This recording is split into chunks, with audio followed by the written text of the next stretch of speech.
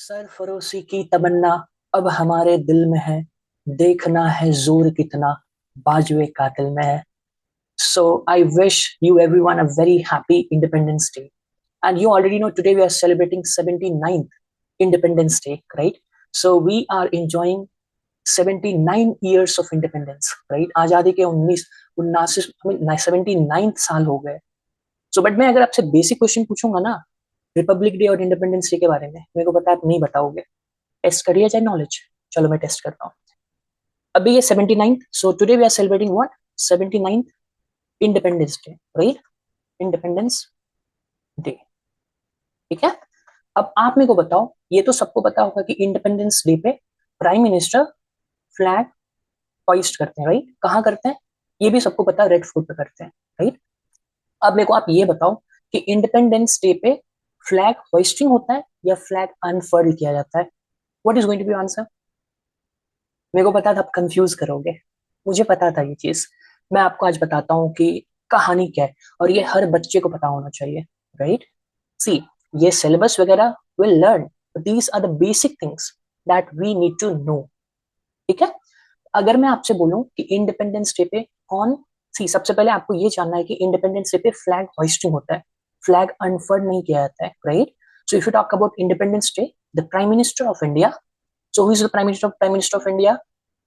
So right now we are having prime minister as Narendra Modi, right? So the prime minister of India will host the national flag. Where the national flag is going to be hosted? It is going to be hosted at Red Fort, that is there in New Delhi, right? तो वहां पे hosting होता है। Independence day की बात करो तो flag host किया जाता है, right? And if I talk about Republic day, तो रिपब्लिक डे के दिन क्या होता है, फ्लैग को अनफर्ल्ड किया जाता है। अनफर्ल्ड का मतलब क्या है? Flag is already at the top, right? So only the president comes. और कहाँ पे ये होता है, कौन मेरे को बताएगा? ये राजपथ पे होता था, बट इसका नाम बदल के क्या रख दिया गया है?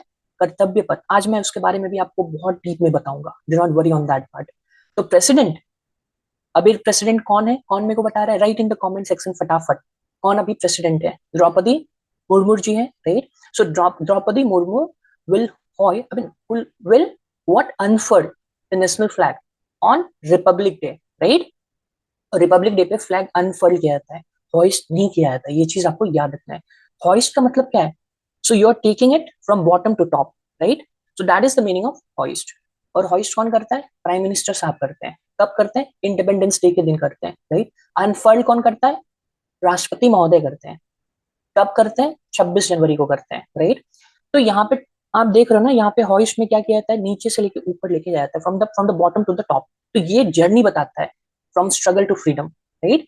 And if you talk about unfurling, unfurling बस ये दिखाता है कि we have adopted constitution, right? I hope the concept is clear. तो जब भी इंडिपेंडेंस डे आएगा तो आपको याद रखना है कि prime minister will hoist the flag. जब भी रिपब्लिक डे आएगा तो आपको याद रखना है president of India will unfurl the national flag at, कहाँ पे? कर्तव्य पथ पे। और इंडिपेंडेंस डे के दिन कहाँ पे? रेड फोर्ट पे। Now the doubt is clear.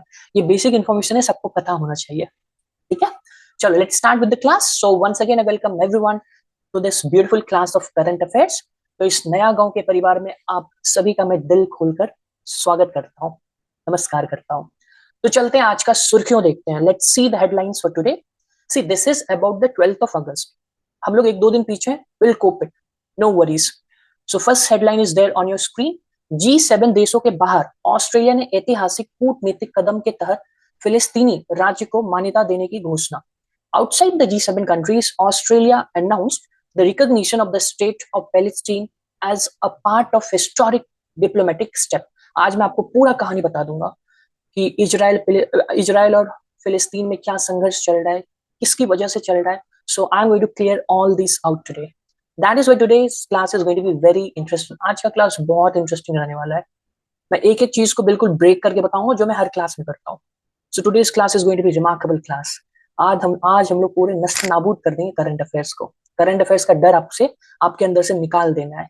ये क्लास का यही मकसद है, राइट? चलो let's move forward to the next headline.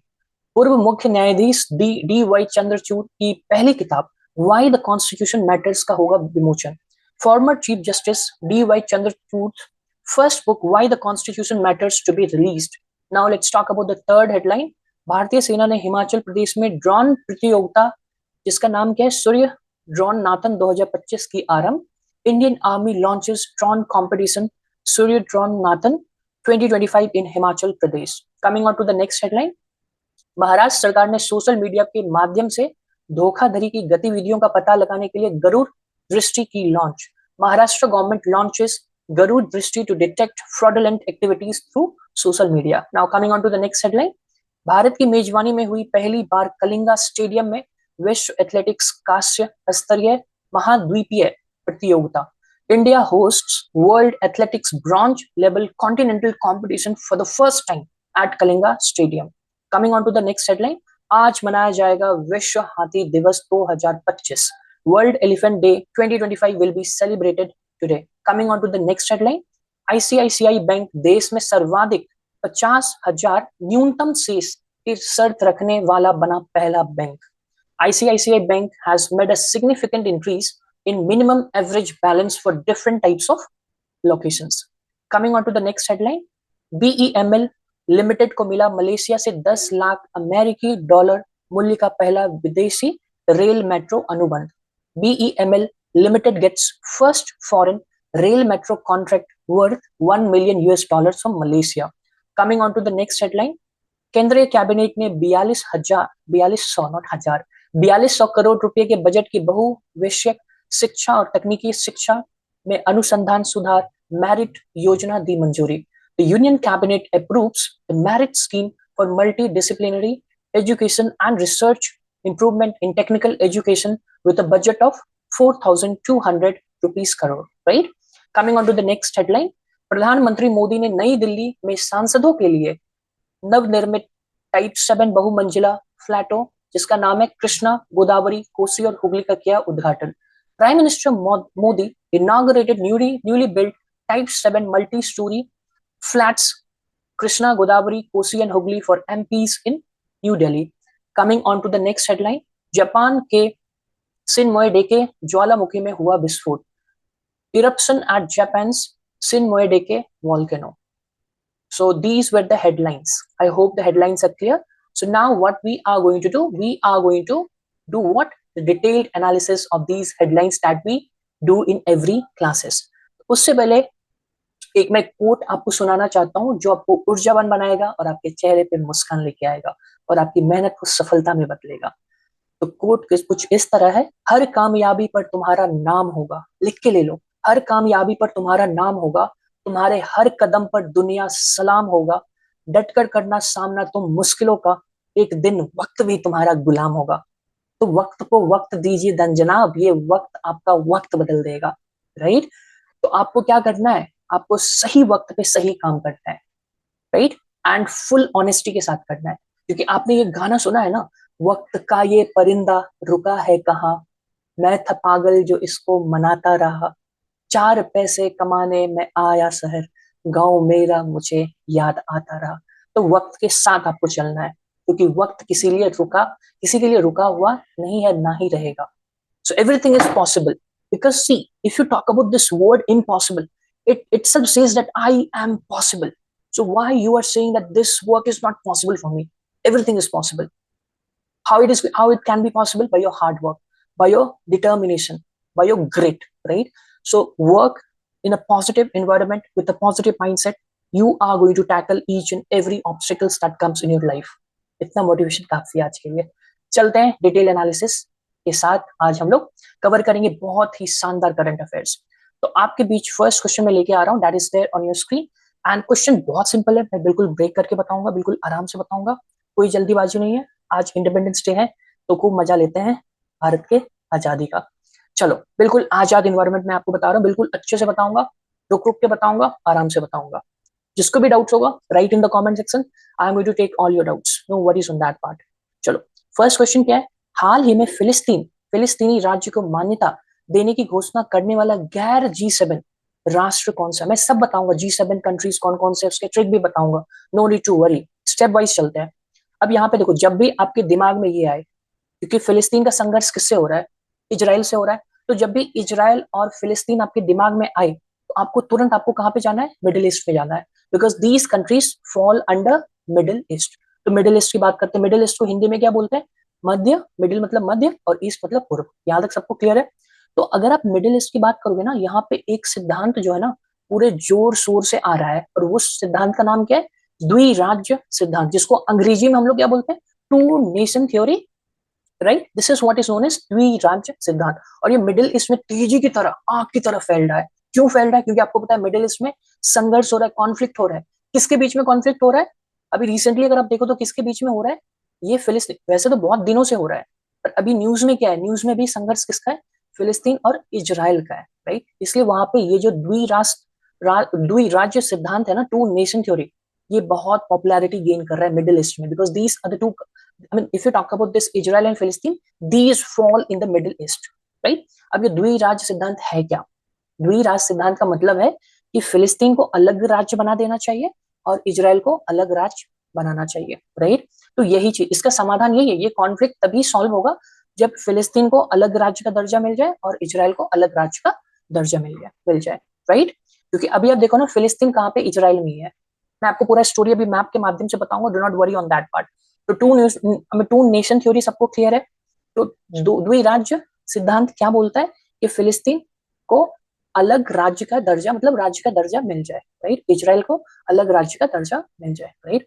अब ये मान्यता फिलिस्तीन को किसने प्रोवाइड किया है? किसने मान्यता दे दिया है?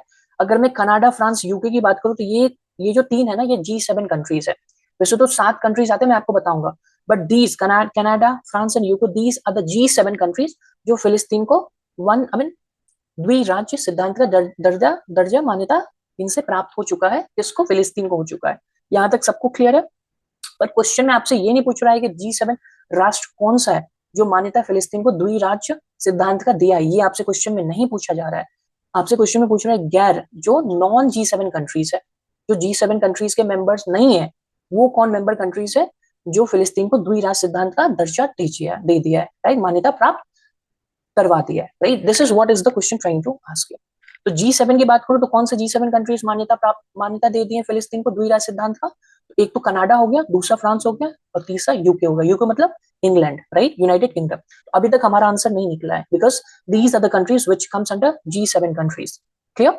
अब मैं G7 कंट्रीज के बारे में थोड़ा सा आपको बता रहा हूँ।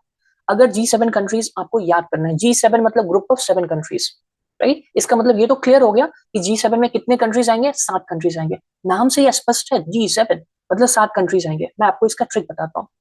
अगर आपकी गर्लफ्रेंड है तो उसको आप जूस पिलाने लेके जाओ, राइट? तो ट्रिक हमारा क्या बन गया? गर्लफ्रेंड को जूस चाहिए, राइट? तो गर्लफ्रेंड जूस, ट्रिक अच्छा है ना? ये आपको याद भी रहेगा। तो हमारा ट्रिक है गर्लफ्रेंड एंड जूस। ना, ये जी से क्या है? जी से हमारा जर्मनी है, right? So ji stands for Germany. F मतलब क्या हो गया? फ्रांस हो गया। क्लियर है सबको? अब ये जे मतलब क्या होगा? जे मतलब हो गया, क्या हो गया? It's going to be Japan. So J मतलब जापान। अब ये जो यू है, यू मतलब क्या हो गया? यूएसए हो गया, राइट? आई मतलब क्या हो गया? आई मतलब इटली हो गया, राइट? सी मतलब चाइना नहीं, चाइना नहीं है। सी मतलब Canada, right? If you talk about C, it's going to be Canada. और ई मतलब क्या हो गया? यूके, जिसको आप इंग्लैंड बोल दो, right? So E is going to be England. तो वही ट्रिक देखो मैंने लिखा है यहाँ पे। सो G7 कंट्रीज को याद रखने का ट्रिक क्या है? गर्लफ्रेंड, GF मतलब गर्लफ्रेंड एंड जूस। बस अब ये 2 वर्ड याद रखो, आपका काम बन जाएगा। तो गर्लफ्रेंड को जूस पिलाना है, तो GF juice. G for Germany, F for France, J for Japan, U for USA, I for Italy, C for Canada and E for England. सबको अब याद रहेगा ना? G7 कंट्रीज एग्जाम में पूछा जाता है, which of the following are G7 countries? तो आपको ट्रिक याद रखना है, girlfriend juice. Will get the answer. I hope it is clear. Now अगर मैं बात करूं कि G7 का रिसेंटली मीटिंग कहाँ हुआ है, 2025 में G7 कंट्रीज का मीटिंग, G7 का मीटिंग कहाँ हुआ है? The answer is going to be ये कनाडा में हुआ है, राइट? और कनाडा के प्राइम मिनिस्टर आपको पता है ना, नरेंद्र मोदी को इनवाइट भी किए थे G7। हालांकि इंडिया इसके मेंबर नहीं है, फिर भी जो कनाडा के प्राइम मिनिस्टर हैं, जिनका नाम क्या है? Mark Carney, right? So mark Carney invited our Prime Minister Narendra Modi to this G7 meeting, which was held in Canada in 2025 in this year, right? तो अगर आपसे पूछे G7 का मीटिंग रिसेंटली 2025 में कहाँ हुआ, the answer is going to be Canada, right? और Canada के जो प्राइम मिनिस्टर है, उनका नाम क्या है? मार्क कार्नी है। और कनाडा के प्राइम मिनिस्टर हमारे प्रधानमंत्री नरेंद्र मोदी को इनवाइट किए थे Canada, for what? For this G7 meeting. हालांकि इंडिया इसका मेंबर नहीं है, इसके मेंबर कंट्री 7 ही है, जिसका मैंने ट्रिक आपको बता दिया। I hope it is clear. Now coming to this non G7 countries, जो फिलिस्तीन को द्विराज्य सिद्धांत का मान्यता प्राप्त करवा दिए, राइट। तो उसका नाम क्या है? Australia, right. तो ऑस्ट्रेलिया ने रिसेंटली अभी फिलिस्तीन को द्विराष्ट्र द्विराज्य सिद्धांत का मान्यता दिया है, राइट। अगर मैं बात करूं कि ऑस्ट्रेलिया के पीएम प्राइम मिनिस्टर का नाम क्या है, answer is going to be Anthony Albanese. ये भी चीज आपको याद रखना है कि who is the prime minister of Australia, answer is going to be Anthony Albanese. Clear है सबको? आप एल्बनीज याद रखो, या फिर A for Australia, A for Anthony, ऐसा भी याद रख सकते हो ना। एल्बनीज को गोली मारो। आप बस ये याद रखो कि ऑस्ट्रेलिया ए से शुरू होता है, इसके जो प्राइम मिनिस्टर है उनका नाम भी ए से स्टार्ट होगा, that is going to be Anthony, और लेट्स से एंथनी। क्लियर है सबको? बोलो क्लियर है, सब चीज क्लियर है। नाउ अब लेकिन इन्होंने मान्यता तो प्राप्त करवा दिया, मान्यता तो दे दिया फिलिस्तीन को द्विराज्य सिद्धांत के लिए, लेकिन कुछ शर्तें इन्होंने रखा है, कुछ कंडीशंस इन्होंने सेट किया है कि अगर ये कंडीशन को ये पालन करते हैं तभी द्विराज्य सिद्धांत का दर्जा इन्हें मिल सकता है, मान्यता प्राप्त हो सकता है। अब वो तीन इंपॉर्टेंट शर्त कौन कौन से है? फर्स्ट कंडीशन क्या है कि ये जो फिलिस्तीन है वो हमास मुक्त होना चाहिए। इसका मतलब denying Hamas a place in the Palestinian government. तो पैलेस्टीन के जो गवर्नमेंट फॉर्म होंगे उसमें हमास के लिए कोई जगह नहीं रहेगा। आपको पता है ना, हमास क्या पॉलिटिकल ऑर्गेनाइजेशन है, जो कि I mean this is not positive positive politics ये करते ही नहीं हमास।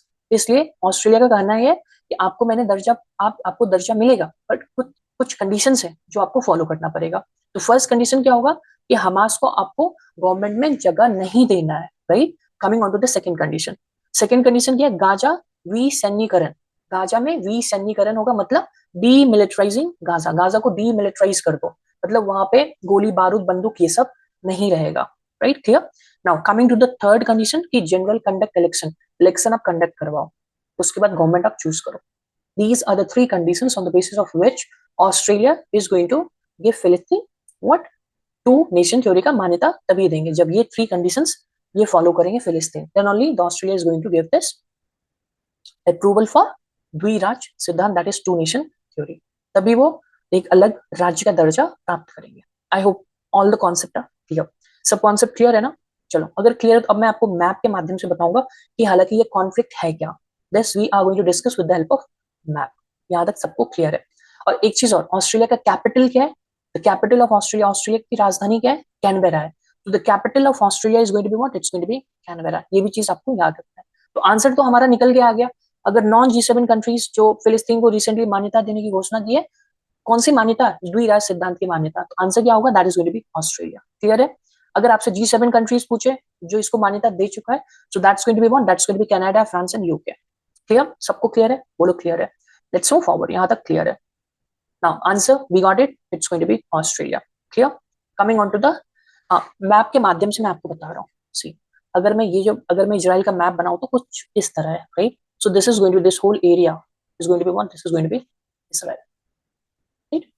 नाउ अब देखो यहाँ पे कौन सा देश है, अब देखो यहाँ पे कौन सा जॉर्डन है, right. So here which country is there? Jordan. ऊपर कौन सा है? सीरिया और लेबनान, राइट। ये हमारा लेबनान हो गया और ये सीरिया हो गया, राइट। नाउ इसके अगर आप वेस्ट साइड की बात करो तो हमारा क्या है? मेडिटेरियन सी है, जिसको हम लोग हिंदी में क्या बोलते हैं? भूमध्य सागर, राइट। अब यहीं पे आप देखो, अगर आप नीचे की तरफ बात करो तो वहां पे इजिप्ट का कौन सा प्रायोद्वीप है, कौन सा पेनिनसुला है? वो हमारा सिनाई पेनिनसुला है। अब आपसे पूछे सिनाई पेनिनसुला कहाँ पड़ता है, तो वो इजिप्ट में पड़ता है। तो नीचे हमारा इजिप्ट का सिनाई पेनिनसुला हो गया, ऊपर लेबनान, इधर ऊपर में सीरिया, उसके बाद इधर ईस्ट साइड में जॉर्डन हो गया, और वेस्ट साइड में हमारा क्या हो गया? भूमध्य सागर हो गया, दैट इज मेडिटेरियन सी। और यहाँ पे हमारा इजराइल है ना। इजराइल में ये पार्ट देखो, this is what is known as Gaza पट्टी, ये जो मैं शेड कर रहा हूँ। Let me change the colour. तो ये जो हमारा है ना, दिस इज गाजा पट्टी, और गाजा पट्टी में ही हमास रहते हैं। अगर आपसे पूछे हमास कहाँ रहते हैं, तो गाजा पट्टी में रहते हैं।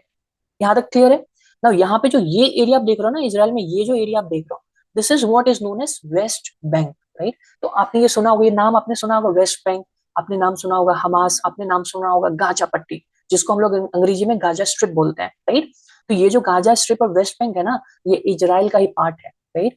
बट यहाँ पे कौन रहते हैं? Palestine, right. अगर इन दोनों को हम मिला देना तो वी गॉट इट एज, हमें हमें क्या मिलता है? पैलेस्टीन मिलता है, राइट। तो गाजा पट्टी प्लस वेस्ट बैंक मिलके पैलेस्टीन बनता है। अब पैलेस्टीन कैसे बनता है आपको पता चल गया ना?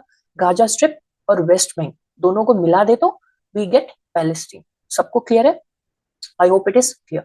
तो पैलेस्टीन का कहने का मतलब ये है कि मुझे एक अलग राज्य का मान्यता दे दे, तभी ये कॉन्फ्लिक्ट सॉल्व होगा। Otherwise this conflict between Israel and Palestine is never going to be solved. यही एकमात्र सॉल्यूशन है. That is two nation theory, द्विराज्य समाधान. सबको क्लियर है? I hope it is clear. तो मैं आप सबको समझ में आ गया होगा. तो ये सिनाई पेनिनसुला आपको याद रखना है. This comes in Egypt. ये इजिप्ट का पार्ट है. This Sinai peninsula is there in Egypt, जिसको हिंदी में हम लोग इजिप्ट को हिंदी में क्या बोलते हैं? मिस्र बोलते हैं. क्लियर है? चलो let's move forward. Now coming on to the एक क्वेश्चन लेते हैं. That is statement type question. So फिलिस्तीन राज्य को मान्यता देने संबंधी सत्य कथन पर विचार करना है. ऑस्ट्रेलिया सितंबर में संयुक्त राष्ट्र महासभा के 80th सत्र में फिलिस्तीन राज्य को औपचारिक रूप से मान्यता दे दिया. बिल्कुल सही बात है. अब यहाँ पे रिसेंटली अभी जो हुआ है ना, यूएन जनरल असेंबली हुआ है. राइट. अब मैं यूएन जनरल असेंबली का थोड़ा आपको कॉन्सेप्ट बताता हूँ. यूनियन जनरल असेंबली को हिंदी में क्या बोलते हैं? यूएन महासभा. जनरल असेंबली मतलब महासभा. और इसी को बोला जाता है वर्ल्ड्स का मिनी पार्लियामेंट.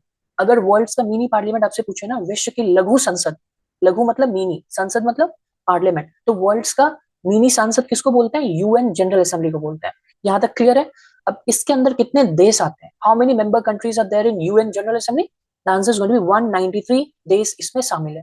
तो यूएन जनरल असेंबली में कितने देश शामिल है? 193 देश शामिल है. राइट. और इसका थीम क्या है? इसका मोटो क्या है? One nation one vote. Right. This is very important. So if I talk about the motto or the objective of this UN General Assembly, so its objective or let's say motto is one nation one vote. Total member countries कितने? 193. और इसको world's का mini parliament बोलते हैं, लघु संसद बोलते हैं.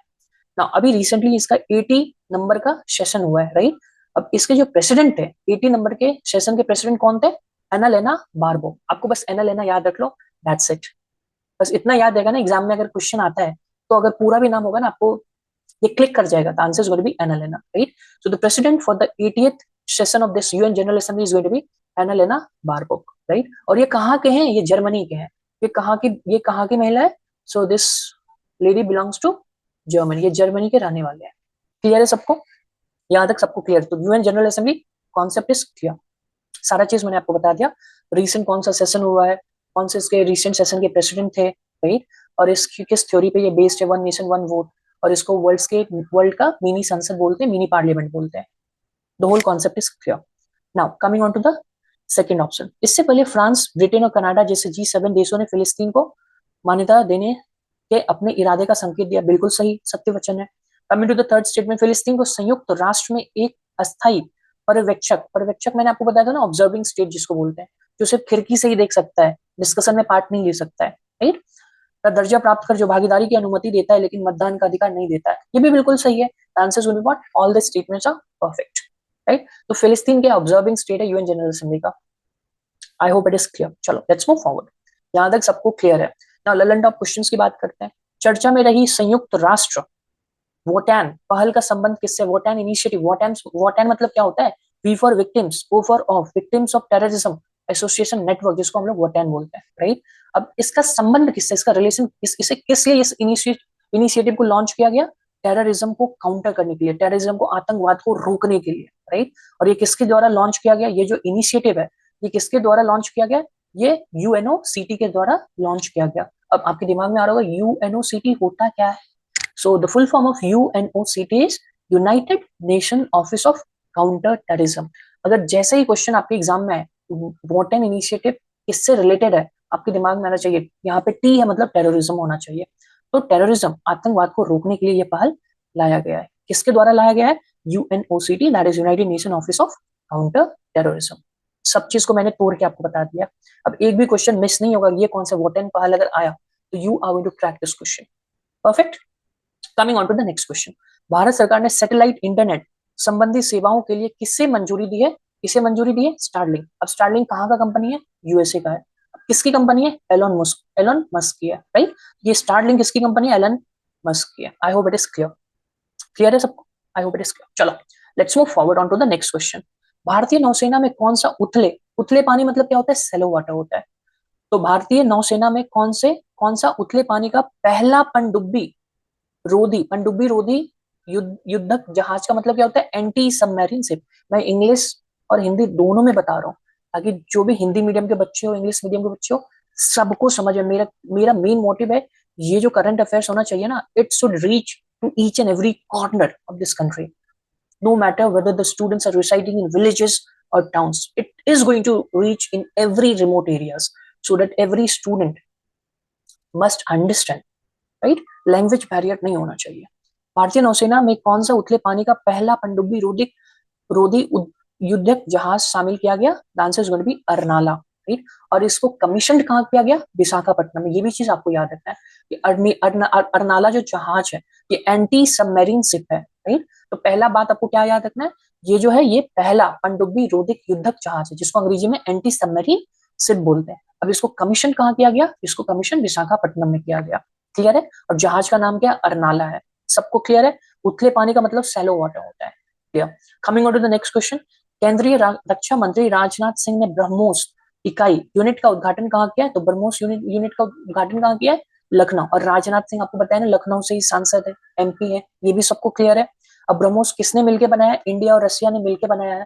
इंडिया का शेयर ज्यादा है और रशिया का शेयर थोड़ा सा कम है, राइट। और ब्रह्मोस होता क्या है? ये सुपरसोनिक क्रूज मिसाइल होता है। क्लियर है सबको? तो BrahMos is what? It is supersonic cruise missile which has been made by partnership of India and Russia, right. और इसका यूनिट अभी रिसेंटली कहाँ स्टार्ट किया गया? लखनऊ में इसका यूनिट स्टार्ट किया जहां मैन्युफैक्चरिंग वगैरह होगा। क्लियर है सबको? और लखनऊ में आपको पता है लखनऊ से सांसद कौन है? राजनाथ सिंह है। सबको क्लियर है? I hope the concept is clear. चलो क्लियर है तो let's move on to the next question, that is question number 2। Again this is important question, very important question. हाल ही में चर्चा में रही किताब व्हाई द कॉन्स्टिट्यूशन मैटर्स का संबंध किससे है? किताब का नाम सबको पता है? पता नहीं है तो आपको पता चल गया होगा। किताब का नाम क्या है? Why the constitution matters. ये बुक किसकी है? ये बुक हमारे पूर्व न्यायाधीश chief justice of India, ex chief justice of India, जिनका नाम क्या है? Doctor justice D Y Chandrachud ji का है। तो व्हाई द कॉन्स्टिट्यूशन मैटर्स किसकी पुस्तक है? ये हमारे farmer chief justice of India जिनका नाम क्या है? Justice D Y Chandrachud ji का ये किताब है जिसका नाम है व्हाई द कॉन्स्टिट्यूशन मैटर्स। तो बुक का नाम सबको क्लियर हो गया? यहाँ तक कोई कोई डाउट नहीं है? अब मैं इनका कुछ रिमार्केबल डिसीजन में बताऊंगा, राइट, जिसका ये पार्ट, जिस केस का ये पार्ट रहे हैं, राइट। अगर मैं बात करूं राइट टू प्राइवेसी, राइट, तो right to privacy fundamental right article 21 के साथ तहत किया गया। कौन से केस में किया गया? आपको केस का नाम भी याद रखना है। उस केस का नाम क्या था? पुट्टा स्वामी केस। तो इस केस में जो ये जो जजमेंट हुआ था ना कि right to privacy is a fundamental right by article 29, I mean 21 में इसको, 29 नहीं 21 में इसको शामिल किया गया राइट टू प्राइवेसी को एज अ फंडामेंटल राइट। ये कौन से केस में किया गया? ये पुट्टा स्वामी केस में ये वर्डिक्ट दिया गया, राइट। और पुट्टा स्वामी केस में जो जज थे ना, so he was one of them जो इस डिसीजन के पार्ट थे। Confirm? Now coming on to the next important case. एक केस हुआ था नवतेज कौर केस। अब ये नवतेज कौर केस में क्या डिसीजन आया था कि homosexuality is not a crime, homosexual marriage is not a crime. Just give me a minute, let me have a glass of water.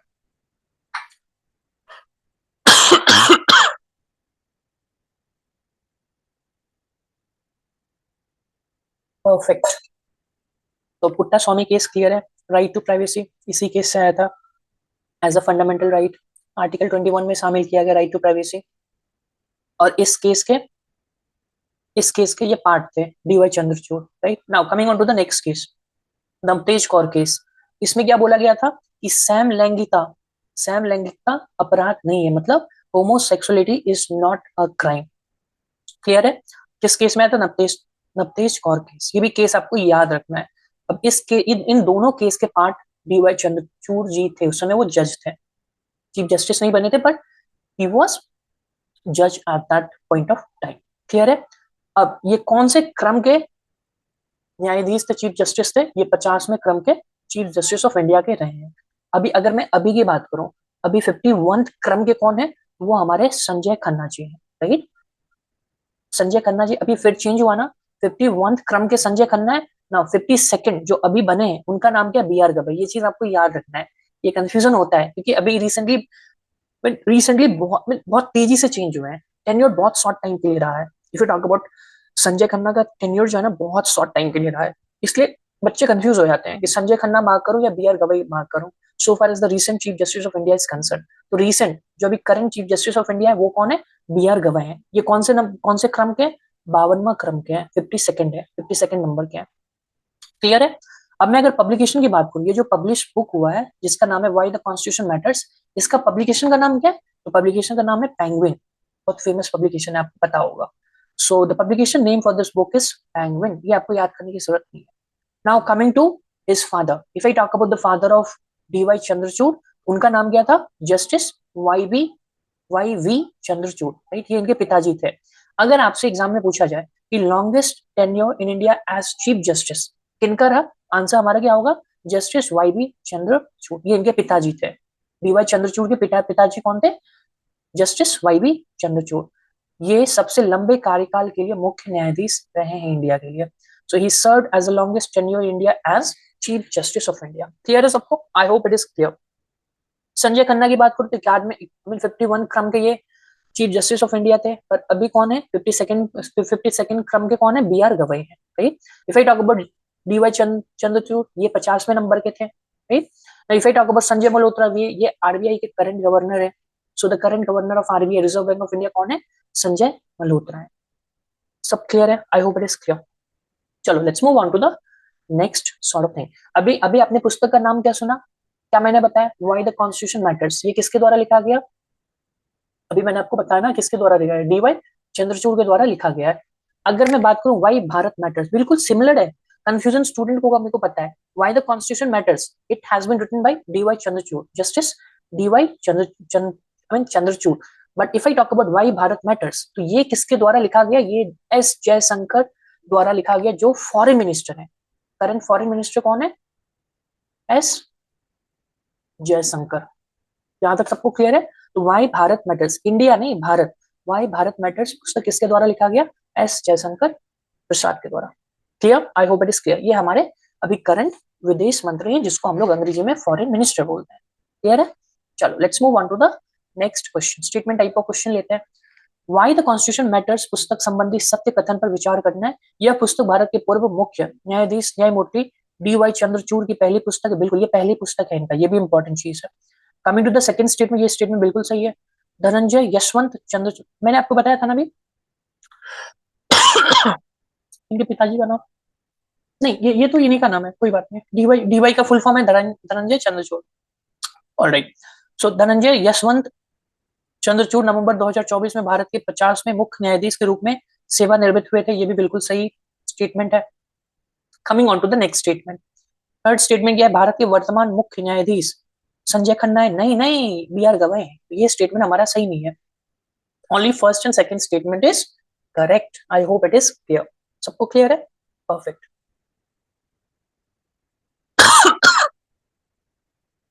Okay, let's move forward.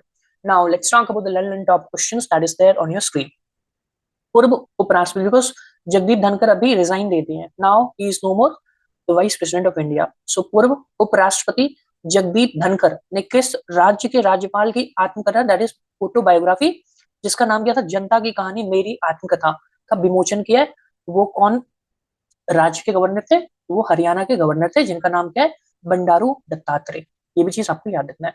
तो ये जो ऑटोबायोग्राफी है, किस पे लिखा गया है? बंडारू दत्तात्रेय का ये ऑटोबायोग्राफी है, जिसका विमोचन किसने किया था? हमारे भारत के पूर्व उपराष्ट्रपति। I hope it is clear. Coming on to the next question. बाल अधिकारों के लिए विश्व विधि कांग्रेस सम्मान प्राप्त करने वाले पहले भारतीय वकील कौन बने? भुवन रिबू। इनका नाम भी आपको याद रखना है। So, I mean, if I talk about the Bhuvan Ribu, so he is the first Indian lawyer to receive World Law Congress honor for what? For India's fight for child justice. Clear है सबको? चलो let's move on to the next question. सौर ऊर्जा, जिसको हम लोग अंग्रेजी में सोलर एनर्जी बोलते हैं, सौर ऊर्जा से पूरी तरह ऑपरेटेड संचालित होने वाली भारत की पहली विधानसभा कौन सी है? तो वो दिल्ली विधानसभा है। ठीक है? Coming on to the next question. Financial year 2024 में सबसे ज्यादा जीएसटी रेवेन्यू कलेक्शन किस राज्य के द्वारा हुआ? That is going to be Maharashtra. ठीक है? अगर मैं जीएसटी की बात करूं तो जीएसटी कौन से टाइप का टैक्स होता है? वो इनडायरेक्ट टैक्स होता है, डायरेक्ट टैक्स नहीं होता है। GST is indirect tax. ये लागू कब हुआ था? 1 जुलाई 2017 को ये लागू हुआ था, इंप्लीमेंट हुआ था। क्लियर है सबको? बोलो क्लियर है। चलो let's move forward. Coming on to the question number 3। Again this is important question. The question is very simple. हाल ही में भारतीय सेना ने ड्रोन प्रतियोगिता कंपटीशन, जिसका नाम क्या है? सूर्य ड्रोन नाथन 2025, कहाँ प्रारंभ हुआ? ये क्वेश्चन आपसे पूछ रहा है, पर मैं सारा आपको कहानी इसके बारे में बताऊंगा। नाउ इसको शुरुआत करने वाले कौन है? If you talk about this प्रतियोगिता, this competition, that is Surya drone Nathan. अगर मैं प्रतियोगिता की बात करूं, ये किस चीज का प्रतियोगिता है? ये ड्रोन प्रतियोगिता है। ड्रोन कंपटीशन है, इसको शुरू किसने किया है, इसको स्टार्ट करने वाला कौन है, ये इंडियन आर्मी है, राइट। और इंडियन आर्मी के कौन सा विंग ने स्टार्ट किया, इंडियन आर्मी का विंग है जिसका नाम है सूर्या कमान। तो सूर्या कमान ने, इंडियन आर्मी का सूर्या कमान ने इस कॉम्पिटिशन को शुरू किया है, राइट। यहां तक सबको क्लियर है। तो ये किसके द्वारा ऑर्गेनाइज हो रहा है, इंडियन आर्मी के सूर्या कमान के द्वारा। क्लियर है सबको, ये कौन सा कॉम्पिटिशन है, ड्रोन कॉम्पिटिशन है। यहां तक सबको क्लियर है, बोलो क्लियर है। अब ये कहाँ हो रहा है, that is what is the question is trying to ask. ये किस जगह पे हो रहा है, ये स्पीति वैली, स्पीति वैली, घाटी का मतलब क्या होता है, वैली होता है। तो हिमाचल प्रदेश में जो स्पीति वैली है ना, वहां पे इस प्रतियोगिता का शुरुआत हो रहा है, प्रारंभ हो रहा है। ये प्रतियोगिता कहाँ प्रारंभ हो रहा है, Spiti valley, that is there in Himachal Pradesh. तो हमारा आंसर तो निकल के आ गया, आंसर क्या होगा, हिमाचल प्रदेश। अब हिमाचल प्रदेश में भी कहाँ हो रहा है, answer going to be Spiti valley. पूरा पूरा मैंने अंदर की बातें भी आपको बता दिया, क्लियर। नाउ यहाँ तक क्वेश्चन तो हमारा बन गया। अब एक्स्ट्रा इन्फॉर्मेशन हम लोग देखेंगे। Now if I talk about the hope mission, hope mission कहाँ लॉन्च हुआ, answer going to be Ladakh. अगर आपसे कोई पूछे होप मिशन कहाँ लॉन्च हुआ, तो कहाँ लॉन्च हुआ है, लद्दाख में हुआ है, clear. Now coming to the, अब हिमाचल प्रदेश के बारे में थोड़ा मैं आपको इन्फॉर्मेशन बताता हूँ। नाउ अगर आपसे पूछे कि सिपकिला दर्रा कहाँ पे है, answer is going to be Himachal Pradesh, क्योंकि ये क्वेश्चन दर्रा वाला क्वेश्चन एग्जाम में आता है। अगर आपसे पूछे सिपकिला दर्रा कहाँ पे है, हिमाचल प्रदेश। स्पीति वैली कहाँ पे है, हिमाचल प्रदेश। तो ये इन्फॉर्मेशन सारा आपको कलेक्ट करके रखना है, because this has been there in the examination. ये क्वेश्चन ऑलरेडी पूछा जा चुका है, आगे भी पूछा जाएगा। तो सिपकिला दर्रा कहाँ पे, हिमाचल प्रदेश में। अगर मैं सिपकिला पास, पास दर्रा मतलब पास, अगर मैं सिपकिला पास की बात करूं, तो सतलज जो नदी है ना, वो इसी दर्रा से प्रवेश करता है। Again this is important question. So Sutlej नदी, नदी Sutlej river passes through this pass, that's name is Shipkila pass. Clear है सबको, तो सतलज नदी इसी दर्रे से पास करता है। अगर आपसे पूछे कौन सा नदी सिपकिला दर्रा से पास करता है, तो answer going to be Sutlej river. सबको क्लियर है, क्लियर है ना। एक और मिशन हाल ही में लॉन्च हुआ है, जिसका नाम क्या है, एनालॉग मिशन है। अब ये कहाँ पे लॉन्च हुआ है, अगेन ये लद्दाख में लॉन्च हुआ है। होप मिशन लद्दाख में लॉन्च हुआ है, एनालॉग मिशन लद्दाख में लॉन्च हुआ है। अब एनालॉग मिशन था क्या, है क्या, ये आप मेरे को बताओ, मैं आपको बताता हूँ। सी ह्यूमंस को स्पेस में, इंडिया चाह रहा है कि ह्यूमंस को स्पेस में भेजना, राइट। तो इसके लिए टेस्टिंग कर रहा है। एनालॉग मिशन, एनालॉग मतलब इसको, वो वैसा इन्वायरमेंट वहां पे क्रिएट किया जा रहा है कि अगर मनुष्य स्पेस में जाएगा तो उसको कैसा फील होगा। तो वो फील करवाने के लिए this mission has been launched in Ladakh, so that humans can feel कि अगर वो स्पेस में जाते हैं तो वहां का इन्वायरमेंट कैसा रहेगा। आई hope it is clear, this mission is clear. Hope mission Ladakh, analogue mission Ladakh, और सिपकिला दर्रा से कौन सा नदी पास करता है, तो हमारा सतलज नदी पास करता है। स्पीति वैली कहाँ पे, हिमाचल प्रदेश में। इंडियन आर्मी ने अभी ये कॉम्पिटिशन, ड्रोन कॉम्पिटिशन करवाया है, जिसका नाम क्या है, सूर्य ड्रोन नाथन नाम है। अब ये कौन सा विंग करा है, सूर्या कमान करा है। कहाँ पे हो रहा है, हिमाचल प्रदेश में हो रहा है। कौन से घाटी में हो रहा है, स्पीति वैली में हो रहा है। सारा चीज क्लियर है, मैंने पूरा आपको ला के रख दिया आपके सामने, क्लियर है। चलो let's move forward, coming on to the next question. So next question is statement type question. भारतीय सेना की सूर्य कमान और ड्रोन, ये इस प्रतियोगिता की बात कर रहा है जिसका नाम है Surya drone drone Nathan 2025। Correct statement आपको बताना है। भारतीय सेना की सूर्य कमान और ड्रोन फेडरेशन ऑफ इंडिया, देखो एक तो सूर्य कमान है, दूसरा क्या है, ड्रोन फेडरेशन ऑफ इंडिया है। ये भी पार्टिसिपेट, ये भी इसको ऑर्गेनाइज करवा रहे हैं। ऑफ इंडिया ने इसे हिमाचल प्रदेश में आरंभ किया, कहाँ किया, स्पीति वैली में किया, क्लियर है सबको। हाल ही में भारतीय सेना ने अरुणाचल प्रदेश में ड्रोन प्रहार अभ्यास किया, बिल्कुल ये भी करंट अफेयर्स का ही क्वेश्चन है। हाल ही में ये अरुणाचल प्रदेश में ड्रोन प्रहार हुआ है, राइट, और ये भी इंडियन आर्मी ने ही किया है, very important. Coming on to the next statement, ये भी सही है, ये भी सही है।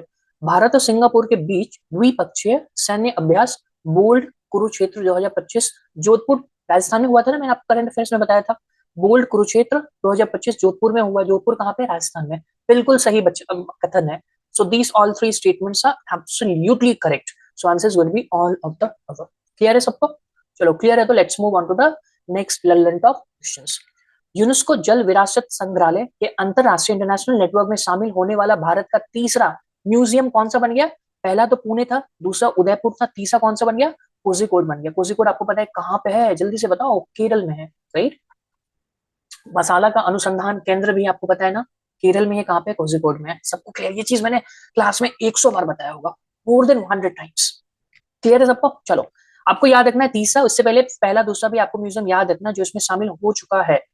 Now coming on to the next question. केंद्र सरकार, सेंट्रल गवर्नमेंट ने आयुर्वेद दिवस मनाने की कब घोषणा किया है, कौन सा डेट है, 23 सितंबर वो डेट चुना गया। आयुर्वेद दिवस, ये करंट न्यूज है, याद रखना है आपको, राइट। चलो let's move forward, coming on to the next question. विश्व का पहला वाणिज्यिक मतलब कॉमर्शियल लेवल का ई मिथेनॉल संयंत्र, संयंत्र मतलब क्या होता है, संयंत्र, संयंत्र मतलब क्या होता है, प्लांट, कहाँ प्रारंभ हुआ है, ये डेनमार्क में प्रारंभ हुआ है। क्लियर है सबको, क्लियर है। तो world's first commercial level e methanol plant has been started in Denmark. Now coming on to the most important learning top question that is there on your screen. World's 2025 के world food prize के लिए किसे सम्मानित किया गया, तो सम्मानित किसे किया गया, मारी यंगला हंगरिया। अब देखो हंगरी से आपको पता चलना चाहिए, इसका लिंक फूड से होना चाहिए, ऐसे आप याद कर सकते हो। तो मारी यंगला हंगरिया, हंगरिया का संबंध किस देश से, तो ये ब्राजील से है। कहाँ के, ब्राजील से। किनको मिला वर्ल्ड फूड प्राइज 2025 का, तुम लोगों को मिला है मारिया मारियांगेले हंगरिया। नाम थोड़ा कॉम्प्लेक्स है बट हंगरी आप याद रखो, आपको समझ में आ जाएगा कि यही आंसर होगा। क्लियर, चलो let's move forward. Now coming on to the fourth important question that is there on your screen. So हाल ही में सोशल मीडिया के माध्यम से धोखाधड़ी की गतिविधियों का पता लगाने के लिए गरुड़ दृष्टि तकनीक किसने लॉन्च किया। आपसे बस ये पूछा जा रहा है कि ये जो तकनीक है, ये जो टेक्निक है, ये किसने, ये जो टेक्नोलॉजी है, ये किसने लॉन्च किया है, ये बस आपको बताना है। लेकिन मैं तो आपको पूरा हिस्ट्री बताऊंगा, पूरा न्यूज बताऊंगा। अब देखो, टेक्नोलॉजी का नाम क्या है, गरुड़ दृष्टि। टेक्नोलॉजी सबको क्लियर है, ये किसने लॉन्च किया है, महाराष्ट्र गवर्नमेंट ने किया है। आंसर तो हमारा आ गया, answer is not an issue, answer हमारा आ चुका है। ठीक है, अब इसके अंदर की बात करते हैं। महाराष्ट्र के अभी सीएम कौन है, देवेंद्र फर्नांडिस है, सबको क्लियर है राइट। इन्होंने इस टेक्नोलॉजी को लॉन्च किया है। क्लियर, नाउ क्यों किया है, इसके पीछे कारण क्या है। तो सोशल मीडिया पे अभी हाल में आप देख रहे हो ना, सोशल मीडिया पे बहुत फ्रॉड हो रहा है, फ्रॉड पोस्ट डाल रहे हैं लोग, और कम्युनल वायलेंस भी स्प्रेड कर रहे हैं bye means of post on the social media right. और बहुत कमेंट्स, बहुत ही आपत्तिजनक कमेंट्स भी कर रहे हैं, ऑब्जेक्शनबल कमेंट जो सोशल मीडिया पे बहुत ज्यादा हो रहा है। फ्रॉड का पोस्ट बहुत ज्यादा वायरल हो रहा है, बहुत ज्यादा वो पोस्ट कर रहे हैं सोशल मीडिया पे, कम्युनल वायलेंस स्प्रेड करने की कोशिश कर रहे हैं in the form of post on the social media. इनका काम क्या होगा, ये जो टेक्नोलॉजी है गरुड़ दृष्टि, इनका मेन काम क्या होने वाला है, जो भी पोस्ट इस टाइप के होंगे, जो फ्रॉड के पोस्ट होंगे, या फिर जो ऐसा पोस्ट जो कम्युनल वायलेंस या फिर सांप्रदायिक हिंसा स्प्रेड कर रहे हैं, उनके बारे में जो भी पोस्ट होगा सोशल मीडिया पे, या फिर कोई ऑब्जेक्शनबल कमेंट हो, वैसा पोस्ट अगर सोशल मीडिया पे होगा ना, तो इनका काम क्या, गरुड़ दृष्टि का काम क्या कि उस पर, उस पोस्ट पे नजर रखना, सर्वेलेंस करना और उसको रिमूव करना। तो यही इस टेक्नोलॉजी का काम होने वाला है। और इसको लॉन्च करने वाला कौन है, महाराष्ट्र गवर्नमेंट है। यहाँ तक सबको क्लियर है, I hope it is clear. Answer भी हमारा आ गया, answer is going to be Maharashtra. तो गरुड़ दृष्टि टेक्नोलॉजी किसने लॉन्च किया है, महाराष्ट्र गवर्नमेंट ने लॉन्च किया है। क्यों किया है, सोशल मीडिया पे जो भी इस टाइप के पोस्ट होते हैं, धोखाधड़ी वाला पोस्ट होता है, या फिर सांप्रदायिक हिंसा फैलाने वाला पोस्ट, या फिर आपत्तिजनक कमेंट्स करने वाला पोस्ट हो, इन सबको सर्वेलेंस करेगा। और अगर ऐसा पाया जाएगा, इन सारा इन इस टाइप का अगर पोस्ट पाया गया, उसको क्या करेगा, उसको रिमूव करने का काम ये करेगा, ये technology. I hope it is clear. चलो let's move forward. Now coming on to the, हाँ थोड़ा और मैं आपको बताता हूँ, एक दो अभियान और मैं आपको बताऊंगा जो महाराष्ट्र गवर्नमेंट ने लॉन्च किया है। अगर मैं दिशा अभियान की बात करूँ, तो दिशा अभियान again launch by what, by whom, by Maharashtra government. ये भी आपको याद रखना है कि दिशा अभियान किसने लॉन्च किया है, महाराष्ट्र गवर्नमेंट ने लॉन्च किया। अब क्यों किया, दिस इज अगेन इंपॉर्टेंट। इसका मेन एम क्या है, मैं आपको बताता हूँ। इसका मेन एम ये है कि जितने भी इंटेलेक्चुअल डिसेबिलिटीज हैं, इंटेलेक्चुअल डिसेबिलिटीज मतलब बौद्धिक, जो दिव्यांग है ना, डिसेबिलिटीज मतलब दिव्यांग होता है, बौद्धिक मतलब इंटेलेक्चुअल, तो जितने भी इंटेलेक्चुअल, जितने भी बहुत तेज माइंड वाले डिसेबिलिटीज होते हैं ना, उन उन स्टूडेंट्स को यूनिफॉर्म एजुकेशन प्रोवाइड करना मेन इस अभियान का मकसद है, मेन इस अभियान का थीम है right. So the main theme of this, I mean Disha Abhiyan is what, to provide uniform education to all the students who are intellectual who are suffering from intellectual disabilities। तो डिसेबल तो है पर वो intellectual है, तो उनको uniform education provide करना इस अभियान का मेन एजेंडा है, मेन थीम है। क्लियर है। So if I talk about Maharashtra, so Maharashtra पहला ऐसा राज्य है जो इंटेलेक्चुअल डिसेबिलिटीज के ऊपर काम कर रहा है, के लिए काम कर रहा है। क्लियर है। अगर आपसे पूछे कौन सा पहला राज्य है जो इंटेलेक्चुअल डिसेबिलिटीज को uniform education, intellectual disability students को यूनिफॉर्म एजुकेशन प्रोवाइड कर रहा है, तो वो महाराष्ट्र गवर्नमेंट है। क्लियर है। और इस अभियान जिसके तहत कर रहा है उसका नाम क्या है, दिशा अभियान है। दिशा अभियान आप आपके दिमाग से कभी नहीं जाएगा।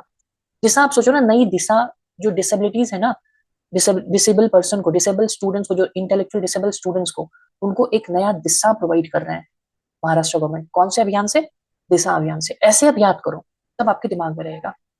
क्लियर है, I hope it is clear.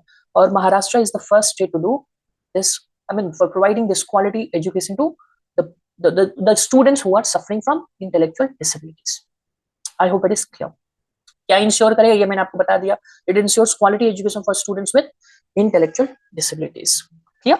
गुणवत्ता मूलक शिक्षा मतलब क्वालिटी एजुकेशन. क्लियर है सबको. चलो let's move on to the statement. हाँ लेकिन उससे पहले मैं एक और इन्फॉर्मेशन आपको बताऊंगा. क्या आप देखो, अगर मैं अभी रिसेंट, ये बहुत ही रिसेंट न्यूज है, महाराष्ट्र आ गया तो मैं आपको महाराष्ट्र के बारे में सारा रिसेंट न्यूज बताऊंगा ना. देश की सबसे लंबी रूट वाली वंदे भारत ट्रेन कहाँ स्टार्ट किया गया?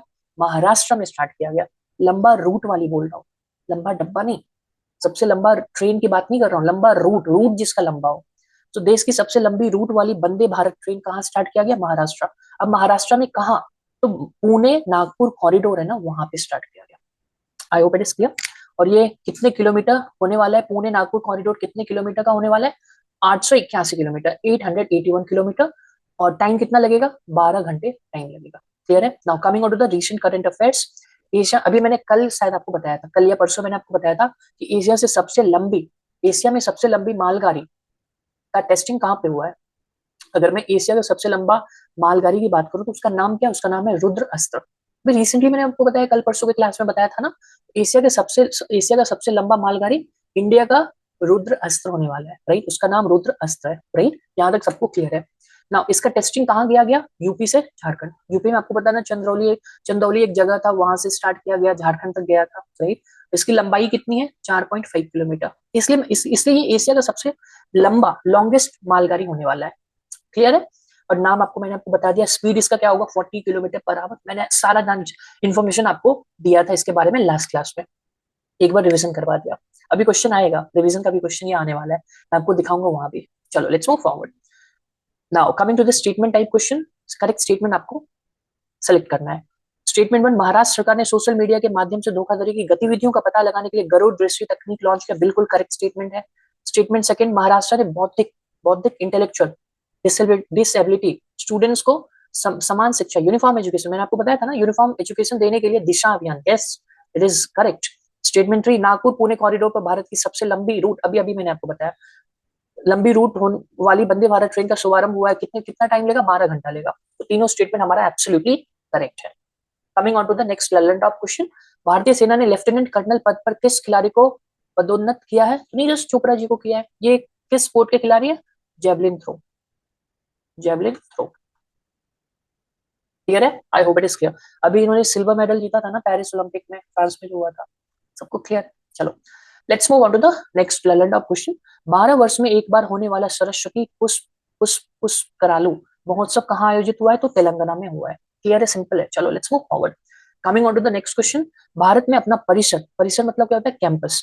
भारत में अपना कैंपस प्रारंभ करने वाला इलिनियस. इलिनियस जैसे आ गया आपको दिमाग में आना चाहिए, यूएसए में है इलिनियस. राइट.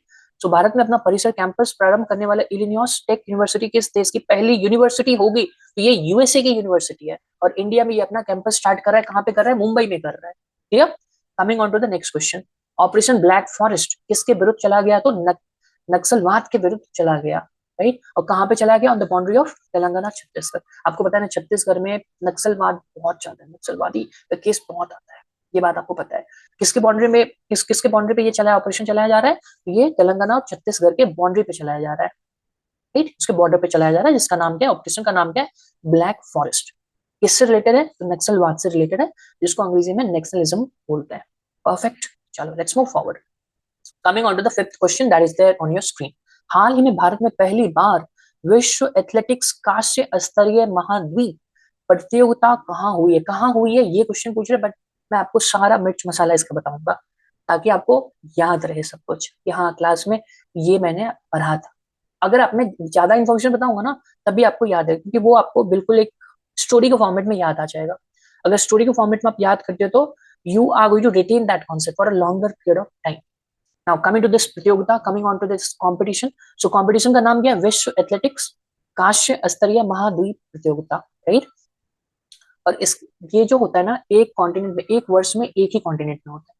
और अभी कौन सा कॉन्टिनेंट चूज किया गया? एशिया. क्योंकि इंडिया किस में आ रहा है? एशिया में ही आता है. एशिया कॉन्टिनेंट में इंडिया आता है. राइट. तो इस बार कौन से कॉन्टिनेंट को सेलेक्ट किया गया? एशिया को सेलेक्ट किया गया, जहां ये कॉम्पिटिशन होगा, जिसका नाम क्या है? विश्व एथलेटिक्स राष्ट्रीय स्तरीय महाद्वीप कॉम्पिटिशन. यहाँ तक सबको क्लियर है? तो एक वर्ष में एक ही कॉन्टिनेंट में होता है. इस बार एशिया चूज किया गया एज अ कॉन्टिनेंट. परफेक्ट। ना ये भारत में पहली बार हो रहा है, दिस इज इंपॉर्टेंट। पहली बार हो रहा है तो ये करंट अफेयर्स इंपॉर्टेंट होगा, ये एग्जाम में छपेगा। ये भारत में पहली बार, भारत इसको पहली बार होस्ट कर रहा है इस कॉम्पिटिशन को।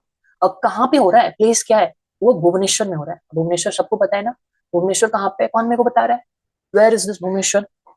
अरे सबको तो पता है, कलिंगा कहाँ पे है, उड़ीसा में है। So this is taking place in Orissa. Orissa में भी कहाँ पे, उड़ीसा के भुवनेश्वर में हो रहा है। और भुवनेश्वर में भी कौन से स्टेडियम में हो रहा है, कलिंगा स्टेडियम। कलिंगा यूनिवर्सिटी भी तो उड़ीसा में है, ऐसे भी आप याद रख सकते हो। तो इसका होस्ट क्या है, कौन है, भारत है। भारत में कौन सा स्टेट होस्ट कर रहा है, उड़ीसा कर रहा है। उड़ीसा में कहाँ पे हो रहा है, भुवनेश्वर में हो रहा है। भुवनेश्वर में कौन से स्टेडियम में हो रहा है, तो कलिंगा स्टेडियम में हो रहा है। परफेक्ट। और इंडिया के तरफ से कितने एथलीट भाग लेंगे, कितने एथलीट पार्टिसिपेट करेंगे, उनका काउंट किया 93। तो 93 athletes are going to participate from India in this competition. यहां तक सबको क्लियर है, बोलो क्लियर है, राइट। नाउ अब मैं आपको कुछ एक्स्ट्रा इन्फॉर्मेशन बताऊंगा। आंसर तो हमारा निकल गया, आंसर हमारा उड़ीसा होगा, right. Now let's talk about extra information. अब देखो, अगर मैं अभी रिसेंटली ये जो 18th नंबर का जो एस्ट्रोनॉमिकल साइंस ओलंपियाड हुआ है ना, ये कहाँ पे हुआ है, ये मुंबई में हुआ है। ये भी चीज आपको याद रखना है, राइट। और इसके चीफ गेस्ट कौन थे, इसके चीफ गेस्ट अजय सूद जी थे। अब अजय सूद कौन है, ये principal secretary adviser to the government of India है। अगर आपसे पूछे अजय सूद कौन है, तो ये प्रिंसिपल सेक्रेटरी नहीं, साइंटिफिक, मैं क्या बोल रहा हूँ। So Ajay Sood is what? He is the principal scientific advisor to the government of India. और यही इस ओलंपियाड के चीफ गेस्ट है। और ये जो एस्ट्रोनॉमिकल साइंस ओलंपियाड, ये कहाँ हुआ है, ये मुंबई में हुआ है।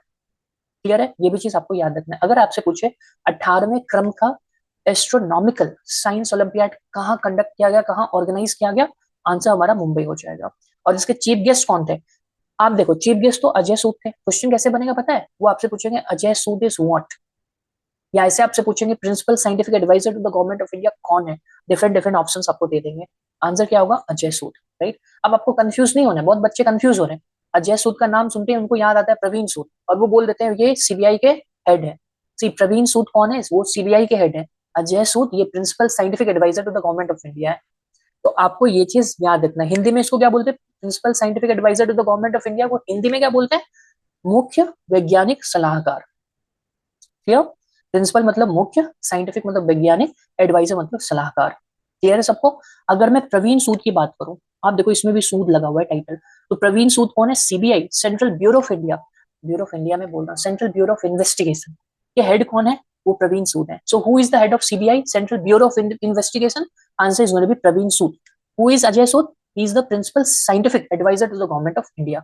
अब सबका डाउट क्लियर हो गया कि प्रवीण सूद कौन है और अजय सूद कौन है, राइट। और अजय कुमार, एक और नाम आ रहा है वेरी सिमिलर। अजय कुमार कौन है, वो यूपीएससी के चेयरमैन है, अभी रिसेंटली इलेक्ट हुए हैं। So who is the chairman of UPSC, so that's going to be Ajay Kumar. Perfect. Ajay Kumar, Ajay Sood और प्रवीण सूद, सारा डाउट क्लियर है। क्लियर है, तो चलो आगे बढ़ते हैं, let's move forward. Now coming on to the next statement type of question देखते हैं। भारत में पहली बार कलिंगा स्टेडियम में विश्व एथलेटिक्स का क्षेत्रीय महाद्वीप प्रतियोगिता की मेजबानी की, बिल्कुल सही बात है। स्टेटमेंट 2, महाराष्ट्र के मुंबई शहर के जियो वर्ल्ड कन्वेंशन सेंटर में 18वां अंतरराष्ट्रीय खगोल विज्ञान और खगोल भौतिकी ओलंपियाड प्रारंभ हुआ है, बिल्कुल सही कथन है। So both statements are absolutely correct. इसके चीफ गेस्ट कौन थे, अभी मैंने आपको बताया था ना, कौन थे, जल्दी बताओ। अभी मैंने आपको बताया, right in the comment section who is the chief guest. Title में बताता हूँ, सूद, अजय सूद। चलो perfect, let's move forward. Now let's talk about the Lalan top question. मृत घोषित किया गया एशिया का पहला याला ग्लेशियर कहाँ पे, याला ग्लेशियर कहाँ पे, सबको पता है, नेपाल में। अब ये डेड डिक्लेयर कर दिया गया है। Coming on to the next question, भारतीय टीम ने किसे हराकर वर्ष 2025 का सैफ अंडर 19, सैफ का फुल फॉर्म क्या होता है, south Asia football federation, Bharat जीता है, किसको हराया, बांग्लादेश को हराया। तो हराया किसको, ये पूछा जा रहा है, तो बांग्लादेश को हराया, जीता कौन है, हमारा भारत जीता है। Coming on to the next question, विश्व का पहला मानव मूत्राशय प्रत्यारोपण कहाँ हुआ है, मानव मूत्राशय प्रत्यारोपण को अंग्रेजी में क्या बोलते हैं, ह्यूमन ब्लैडर ट्रांसप्लांट। ये कहाँ किया गया सक्सेसफुली, ये पहली बार हुआ है। तो ये करंट अफेयर्स बहुत इंपॉर्टेंट है, ये यूनाइटेड स्टेट्स ऑफ अमेरिका में हुआ है, right, USA. Coming on to the next question, WHO world health organization है जिनेवा में 78 विश्व स्वास्थ्य सभा, जिसको वर्ल्ड हेल्थ असेंबली बोलते हैं, में भारत को किस रोग के उन्मूलन एलिमिनेशन के लिए प्रमाण पत्र सर्टिफिकेशन दिया है, तो वो हमारा कौन सा रोग है, ट्रैकोमा। तो इंडिया अभी रिसेंटली आपको पता है 2024 में ट्रैकोमा फ्री हो गया। ये लास्ट क्लास में भी मैं आपको डिटेल से बताया था कि ट्रैकोमा किस चीज का डिजीज है, ये आंख से रिलेटेड डिजीज है, राइट। अगर inner surface of the eyelid में अगर आपको बहुत रफनेस आ जाए ना, तो उसको हम लोग क्या बोलते हैं, उसको हम लोग ट्रैकोमा बोलते हैं। Clear, I hope it is clear. और 2024 में लिख देता हूँ, 2024 में इंडिया फ्री हो गया ट्रैकोमा से, India got free from this disease that is trachoma, ये आंख का बीमारी है। चलो let's move forward. Now coming on to the question number 6, again this is important question. प्रतिवर्ष विश्व हाथी दिवस कब मनाया जाता है? अब देखो, विश्व हाथी दिवस कब मनाया जाता है ये आपसे क्वेश्चन पूछ रहा है, मतलब डेट आपसे पूछ रहा है। तो वो डेट कौन सा है? 12 अगस्त। तो आंसर तो हमारा निकल गया, answer is going to be 12 August, 12 August. तो 12 अगस्त को वर्ल्ड एलिफेंट डे मनाया जाता है, क्लियर। तो इस बार ये कहाँ मनाया गया, इसका आयोजन कहाँ पे हुआ? तमिलनाडु में हुआ। अब तमिलनाडु में भी कौन से जगह पे हुआ है? जगह का नाम क्या? कोयम्बटूर। तमिलनाडु में कोयम्बटूर है ना। तो ये जो वर्ल्ड हेल्थ डे में बोल रहा हूँ, वर्ल्ड एलिफेंट डे कहाँ मनाया गया? ये तमिलनाडु के कोयम्बटूर में मनाया गया 2025 का। अब इसका स्थापना कब हुआ था? ये जो वर्ल्ड अर्थ डे, इसका स्थापना कब हुआ था? ये 2012 में ये दिन मनाने का शुरुआत हुआ था। कब हुआ था? 2012 में हुआ था, राइट। अब इस वर्ष का थीम क्या है इसका? वर्ल्ड हेल्थ एलिफेंट डे क्यों मनाते हैं? इसका थीम आप देखो, हाथियों की मदद करने के लिए दुनिया को एक साथ लाना, मतलब हाथियों को कंजर्व करने के लिए पूरी दुनिया को एक साथ लाना, इसलिए ये डे हम लोग मनाते हैं, that is world elephant day. Clear है सबको? क्लियर है। अब हाथी के बारे में कुछ इन्फॉर्मेशन मैं आपको बताता हूँ, इंटरेस्टिंग इन्फॉर्मेशन जो आपको अभी तक नहीं पता होगा। एलिफेंट तो नाम तो सबने सुना होगा, पर ये जानकारी आपको नहीं पता होगा, ये मैं 100% बोल सकता हूँ। और आप कमेंट सेक्शन में लिखना आपको पता था या नहीं था। अगर मैं हाथी की बात करूँ तो एलिफेंट प्रोजेक्ट कब स्टार्ट किया गया? 1992। ये मे भी मैं मानता हूँ कि 50% बच्चे को पता होगा, अग्री करता हूँ। बट नेक्स्ट बाकी दो जो मैं बताऊंगा ना, वो 99% बच्चे को नहीं पता होगा। तो एलिफेंट प्रोजेक्ट कब स्टार्ट किया गया? 1992, first information. Coming on to the second जानकारी, सेकंड इन्फॉर्मेशन। सबसे बड़ी आरबीसी अगर किसी मैमल में पाया जाता है ना, किसी मैमल में सबसे बड़ी आरबीसी, रेड ब्लड सेल्स अगर होता है ना, तो वो कौन सा मैमल है? वो एलिफेंट है। बताओ, किसी को मालूम नहीं था ना? ईमानदारी से बताओ, नहीं मालूम था। अगर ये क्वेश्चन छपेगा एग्जाम में कि कौन सा मैमल है जिसमें सबसे सबसे बड़ी आरबीसी पाया जाता है, तो वो हमारा क्या होगा? हाथी होगा। मैमल्स को हिंदी में क्या बोलते हैं? स्तनधारी बोलते हैं, जिसमें मैमरी ग्लैंड होता है। Coming on to the next question, again important. अगर मैं नेक्स्ट क्वेश्चन की बात करूं तो ये तो मेरे को लगता है 100% किसी को नहीं पता होगा, दिस इज वेरी श्योर। अगर मैं नेक्स्ट क्वेश्चन की बात करूं, हाथी से रिलेटेड है। सर्वाधिक गर्भावात अवधि वाला स्थलीय जीव कौन सा है? So that is again going to be हाथी। अब इसको अंग्रेजी में क्या बोलते हैं? Longest gestation period of any land animal. अब इसका मतलब क्या हो गया? मतलब with an average pregnancy lasting for 22 months. तो हाथी वो, आई मीन लैंड एनिमल है ना, जिसका प्रेगनेंसी, एवरेज प्रेगनेंसी की बात करूं तो वो कितने महीने का होता है? 22 महीने का होता है। अगर नॉर्मल अगर ह्यूमन बींग्स की बात करूं तो मैक्सिमम कितने कितने पीरियड का होता है? 9 मंथ का होता है। और अगर मैं हाथी की बात करूं ना, उनका pregnancy, average pregnancy that is going to last for 22 months. Imagine करो, 9 मंथ और कहाँ 22 months. So answer is going to be हाथी। तो हाथी वो लैंड एनिमल है जिसका जेस्टेशन पीरियड सबसे ज्यादा होता है। जेस्टेशन पीरियड का मतलब आपको समझना है कि जिसका प्रेगनेंसी 22 मंथ के लिए होता है, 22 महीनों के लिए होता है। वैसे आम अगर इंसान की बात करूं, उसका कितना होता है? उसका 9 मंथ के लिए होता है। मैक्सिमम टेन्योर क्या होता है? 9 मंथ होता है। बट एलिफेंट का कितना होता है? 22 मंथ होता है। क्लियर है? अब मैं आता हूँ इस दिन के बारे में। 12 अगस्त इज वेरी इंपॉर्टेंट डे। क्यों है मैं आपको बताता हूँ। अगर मैं 12 अगस्त की बात करूँ तो इंटरनेशनल यूथ डे भी 12 अगस्त को ही मनाया जाता है। इंटरनेशनल लेवल की बात कर रहा हूँ। International youth day is also celebrated on 12 अगस्त। बोलो क्लियर है?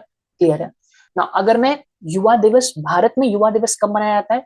वो 12 जनवरी को मनाया जाता है। सी डेट सेम है पर मंथ चेंज है। तो ऐसे आप याद कर सकते हो। भारत की बात करो तो युवा दिवस कब मनाया जाता है? 12 जनवरी। इंटरनेशनल यूथ डे कब मनाया जाता है? 12 अगस्त को। और 12 अगस्त को ही वर्ल्ड एलिफेंट डे भी मनाया जाता है। क्लियर है ना। 12 जनवरी को इंडिया में हम लोग युवा दिवस, नेशनल यूथ डे क्यों मनाते हैं?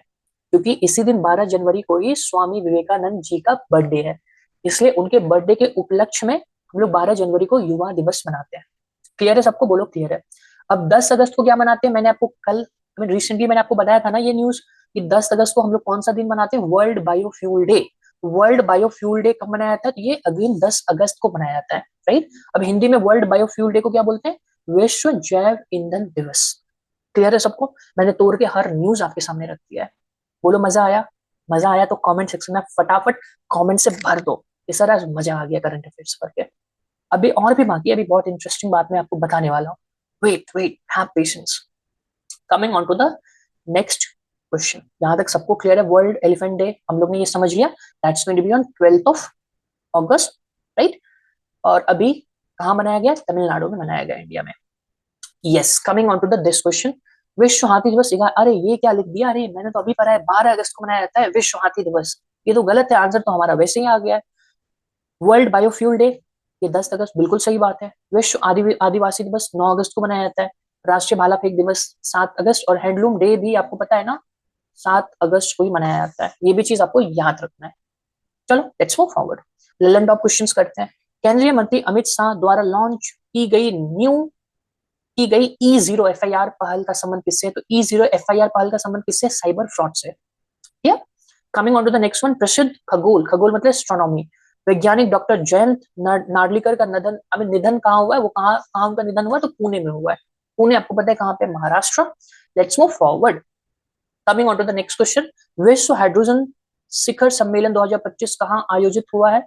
ये हॉलैंड, जो कि कहाँ पे? नीदरलैंड में, वहां पे वर्ल्ड हाइड्रोजन समिट ऑर्गेनाइज हुआ है, हॉलैंड में हुआ है। आप नीदरलैंड याद रखो, अगर नीदरलैंड में भी जगह आपसे पूछे तो हॉलैंड आपको मार्क करना है, otherwise remember the name of the country, that's going to be Netherland, जहाँ पे world hydrogen summit.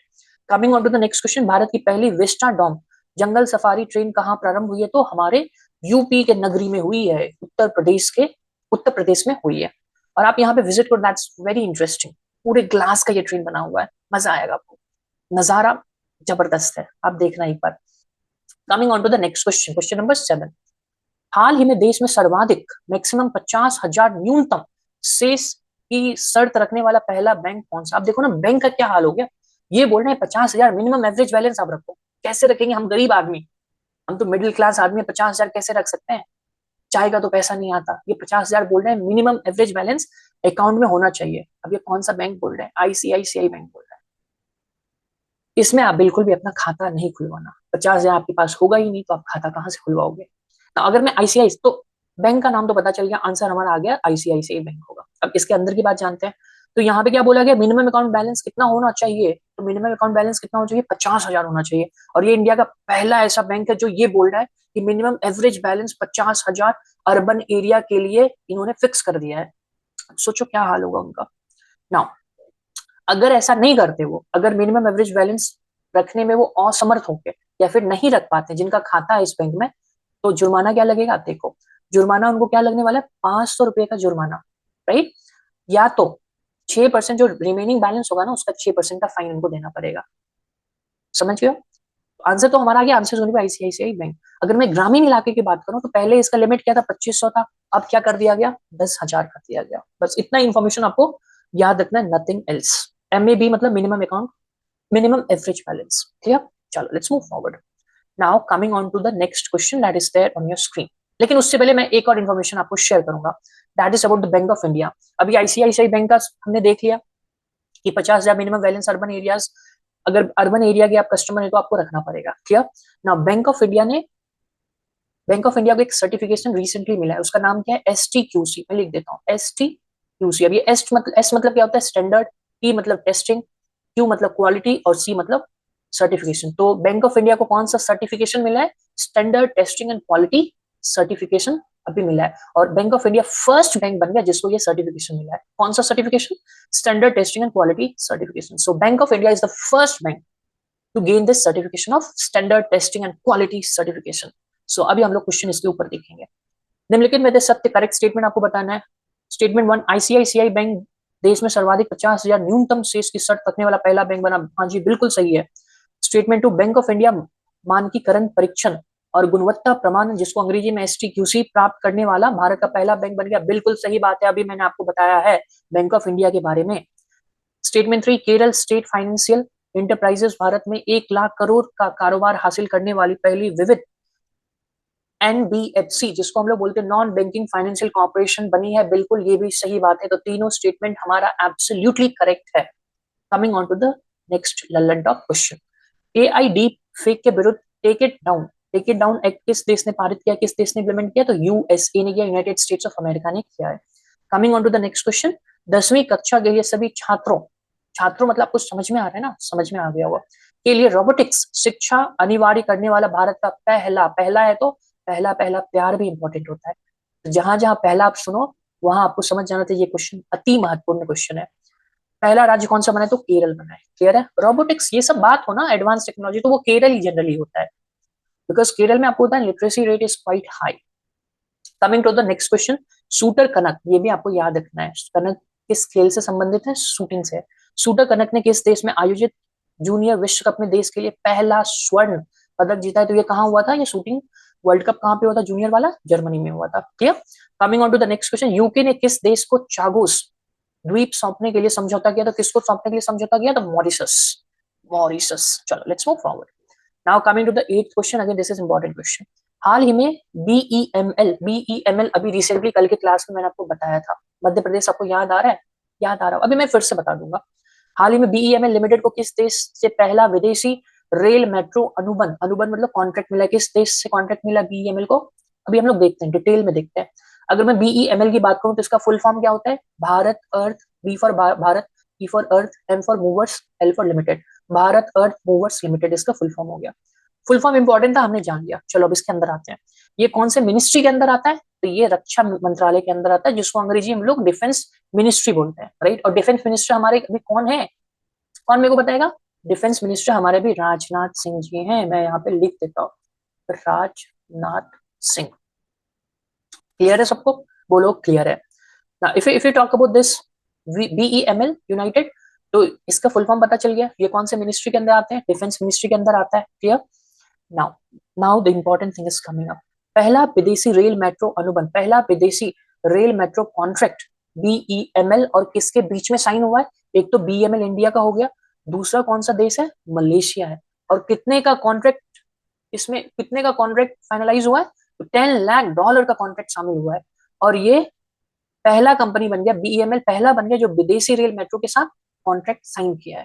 This is पहला है, तो इसलिए इंपॉर्टेंट है। कितने कितने कितने रुपीस का कॉन्ट्रैक्ट साइन हुआ है? तो $10 लाख का, $10 लाख रुपीस का कॉन्ट्रैक्ट साइन हुआ है, right? So first foreign rail metro contract ये इसे मिला है, बीईएमएल को फर्स्ट फॉरेन रेल मेट्रो अनुबंध मिला है, कॉन्ट्रैक्ट मिला है। कितने का मिला है कॉन्ट्रैक्ट अमाउंट? आपको पता चल गया, $10 लाख का। किसके साथ साइन हुआ है? मलेशिया के साथ साइन हुआ है।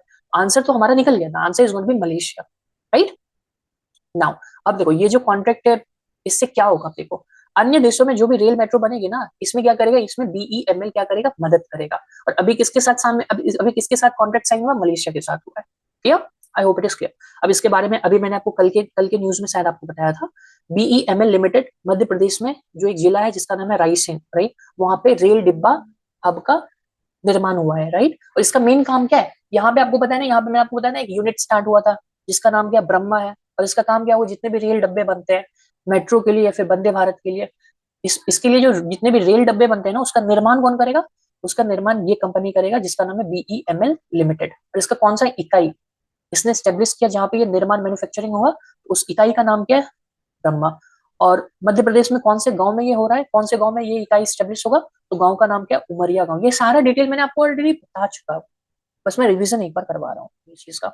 आंसर हमारा हो गया ना मलेशिया? चलो क्लियर, सारा इन्फॉर्मेशन क्लियर है। चलो लेट्स मूव फॉरवर्ड। हाँ, अगर मैं पूछूं मलेशिया का कैपिटल क्या है? कैपिटल मलेशिया का क्या है? कुआलालंपुर। ये भी चीज आपको याद रखना है। What is the capital of Malaysia? It's going to be Kuala Lumpur. Currency Malaysia का क्या है? Malaysian ringgit. Clear? Now India Malaysia के बीच में कुछ एक्सरसाइज भी होता है, ये भी चीज आपको याद, जहां मलेशिया आ गया ना, मैं सारा कुछ बताऊंगा आपको, हर क्लास में बताऊंगा। इंडिया मलेशिया के बीच में दो इंपॉर्टेंट एक्सरसाइज होते हैं। पहला एक्सरसाइज कौन होता है? समुद्र लक्षण। अगर समुद्र लक्ष्मण, नॉट लक्षण, अगर आपसे पूछे समुद्र लक्ष्मण किसके बीच में होता है? तो इंडिया मलेशिया के बीच में होता है। दूसरा अभ्यास अगर आपसे पूछे हरिमो शक्ति किसके बीच में होता है? तो अगेन इंडिया मलेशिया के बीच में। इंडिया मलेशिया के बीच में दो इंपॉर्टेंट एक्सरसाइजेस होते हैं। First one is Samudra Laxman and the second one is Harimau Shakti. Clear है सबको? बोलो क्लियर है। चलो let's move forward. Coming on to the next question, statement type of question. निम्नलिखित में से करेक्ट स्टेटमेंट आपको पहचानना है, पहचानते। बीईएमएल लिमिटेड ने मलेशिया से 10 लाख अमेरिकी डॉलर मूल्य का रेल और मेट्रो क्षेत्र में अपना विदेशी अनुबंध प्राप्त किया। बिल्कुल करेक्ट स्टेटमेंट है। मध्य प्रदेश में रक्षा मंत्री राजनाथ सिंह ने 1800 करोड़ रुपए की लागत वाली बीईएमएल रेल हब निर्माण परियोजना जिस इकाई का नाम किया ब्रह्मा की आधारशिला लेके। बिल्कुल सही बात है। तो दोनों स्टेटमेंट हमारा सही हो चुका है। सबको क्लियर है? बोलो क्लियर है? Write in the comment section sir, it's crystal clear to each and everyone. We are getting each and every concept. Coming on to the next question, Lalan top question. चर्चा में रही पुस्तक एक क्रिकेटर की पत्नी की डायरी का संबंध किससे है? तो चेतेश्वर पुजारा की पत्नी ने ये लिखा है, चेतेश्वर पुजारा के जर्नी के बारे में, so far as the cricket is concern. Now coming on to the next question, पहला साइकैड गार्डन किस राज्य ने प्रारंभ किया? तो उत्तराखंड ने प्रारंभ किया है। चलो let's move forward. Cannes film महोत्सव में प्रतिष्ठित पाल्मे डी और पुरस्कार से किसे सम्मानित किया गया? तो जाफर पनाही को सम्मानित किया गया। ये कहाँ के रहने वाले? ईरान के रहने वाले। ईरान का राजधानी क्या है? तेहरान है। चलो लेट्स मूव फॉरवर्ड। भारत की सबसे बड़ी एरोस्पेस ग्रेड टाइटेनियम यूनिट का उद्घाटन कहाँ हुआ है? तो वो लखनऊ में हुआ है, नवाबों की नगरी Lucknow. Coming on to the next question. हाल ही में केंद्रीय कैबिनेट ने बहुविषयक शिक्षा और तकनीकी शिक्षा में अनुसंधान, अनुसंधान मतलब रिसर्च, सुधार के लिए मेरिट योजना, योजना का नाम क्या है? मेरिट योजना के लिए कितना बजट जारी किया? आपसे बस क्वेश्चन में ये पूछ रहा है बजट आप बता दो, आपका आंसर निकल जाएगा। हम तो बजट तो बताएंगे, साथ में इसका उद्देश्य बताएंगे, इस योजना का उद्देश्य क्या था, एम क्या था, ऑब्जेक्टिव क्या था, और सारा कुछ बताने वाले हैं। देखते हैं। योजना का नाम सबको पता है, मेरिट योजना। क्लियर है ना? इसको कैबिनेट का मंजूरी मिल गया, it has been approved by the cabinet. Number second, coming to the number 3 aspect. Now इसमें जो जितने टेक्निकल इंस्टीट्यूट्स होंगे, टोटल कितने टेक्निकल इंस्टीट्यूट्स को शामिल किया गया? 275। नंबर आप याद कर सकते हो, नहीं भी करोगे तो चलेगा। टोटल टेक्निकल इंस्टीट्यूट जो इस योजना में शामिल हुए, that is going to be 275। अब ये 275 में 175, इसी में बता रहा हूँ, 275 को बाय फॉरगेट आप करो, तो 275 में से 175 इंजीनियरिंग कॉलेज शामिल हुए और 100 पॉलिटेक्निक कॉलेज शामिल हुए। यहाँ तक क्लियर है? 175 plus 100 is going to be 275। Total technical institutes कितने शामिल हुए? 275, जिसमें से 175 इंजीनियरिंग कॉलेज है और 100 क्या है? पॉलिटेक्निक्स के कॉलेज है। यहाँ तक सबको क्लियर है? बोलो क्लियर है। नाउ इसका टाइम पीरियड क्या रहने वाला है? 2025-26 से 29-30 का इसका टाइम पीरियड रहने वाला है। यहाँ तक सबको क्लियर है? क्लियर है।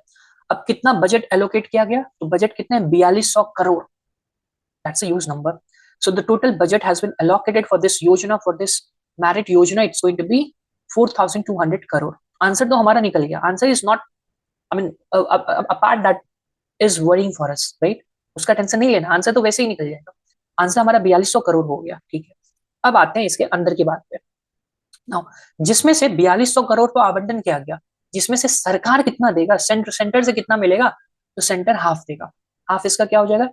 2100 करोड़, राइट? 2100 करोड़ सेंटर देगा और 50% जो कि 2100 करोड़ होता है वो वर्ल्ड बैंक हेल्प करेगा इसमें, राइट? तो 50% सेंट्रल गवर्नमेंट और 50% कौन देने वाला है? वर्ल्ड बैंक देने वाला है। सबको क्लियर है? बोलो क्लियर है। नाउ इसका मेन ऑब्जेक्टिव क्या है? शिक्षा में सुधार लाना। आप देखो, मैं आपको बिल्कुल बेसिक बात बताता हूँ और ये बिल्कुल सच्चाई है। इंजीनियर जैसे, अगर मैं जो भी इलेक्ट्रिकल इंजीनियर से मिलता हूँ ना, तो वो तो बोलते हैं कि मैंने इंजीनियरिंग कर लिया। अगर मैं उसको बोलूँ ना कि एक बल्ब मेरा खराब हो गया, वायरिंग मेरा आप कर दीजिए, उनको नहीं आएगा। वो खुद इनफैक्ट वो अपने घर में दूसरे मिस्त्री को, वायरिंग मिस्त्री को बुलाएंगे वायरिंग करने के लिए। इसका मतलब ये है कि उन्होंने प्रॉपर रिसर्च नहीं किया, वहां पे प्रॉपर एक्सपेरिमेंट नहीं किया, तभी तो उनका नॉलेज बेस वैसा नहीं है, वो खुद से नहीं कर पा रहे। हालांकि उनको डिग्री है कि he is considered as electrical engineer, पर उनको ये नहीं आता कि तार कैसे जोड़े। सो इसलिए रिसर्च को इम्प्रूव करने के लिए ये योजना आया है। सेंट्रल ने, आई मीन केंद्रीय कैबिनेट के द्वारा ये योजना लाया गया, जिसका नाम है मेरिट योजना, सो दैट रिसर्च को वो इम्प्रूव कर सके। क्लियर? तो इसमें किसकी सहायता ले रहे हैं? वर्ल्ड बैंक की सहायता ले रहे हैं। जो 50% राशि कौन देगा? वर्ल्ड बैंक देगा। 50% सेंटर देगा। क्लियर है सबको? I hope it is clear. तो क्वालिटी को इंक्रीज करने के लिए, अनुसंधान को सुधार कर, अनुसंधान में सुधार लाने के लिए, रिसर्च को इम्प्रूव करने के लिए ये योजना लॉन्च हुआ है। Clear? I hope it is clear.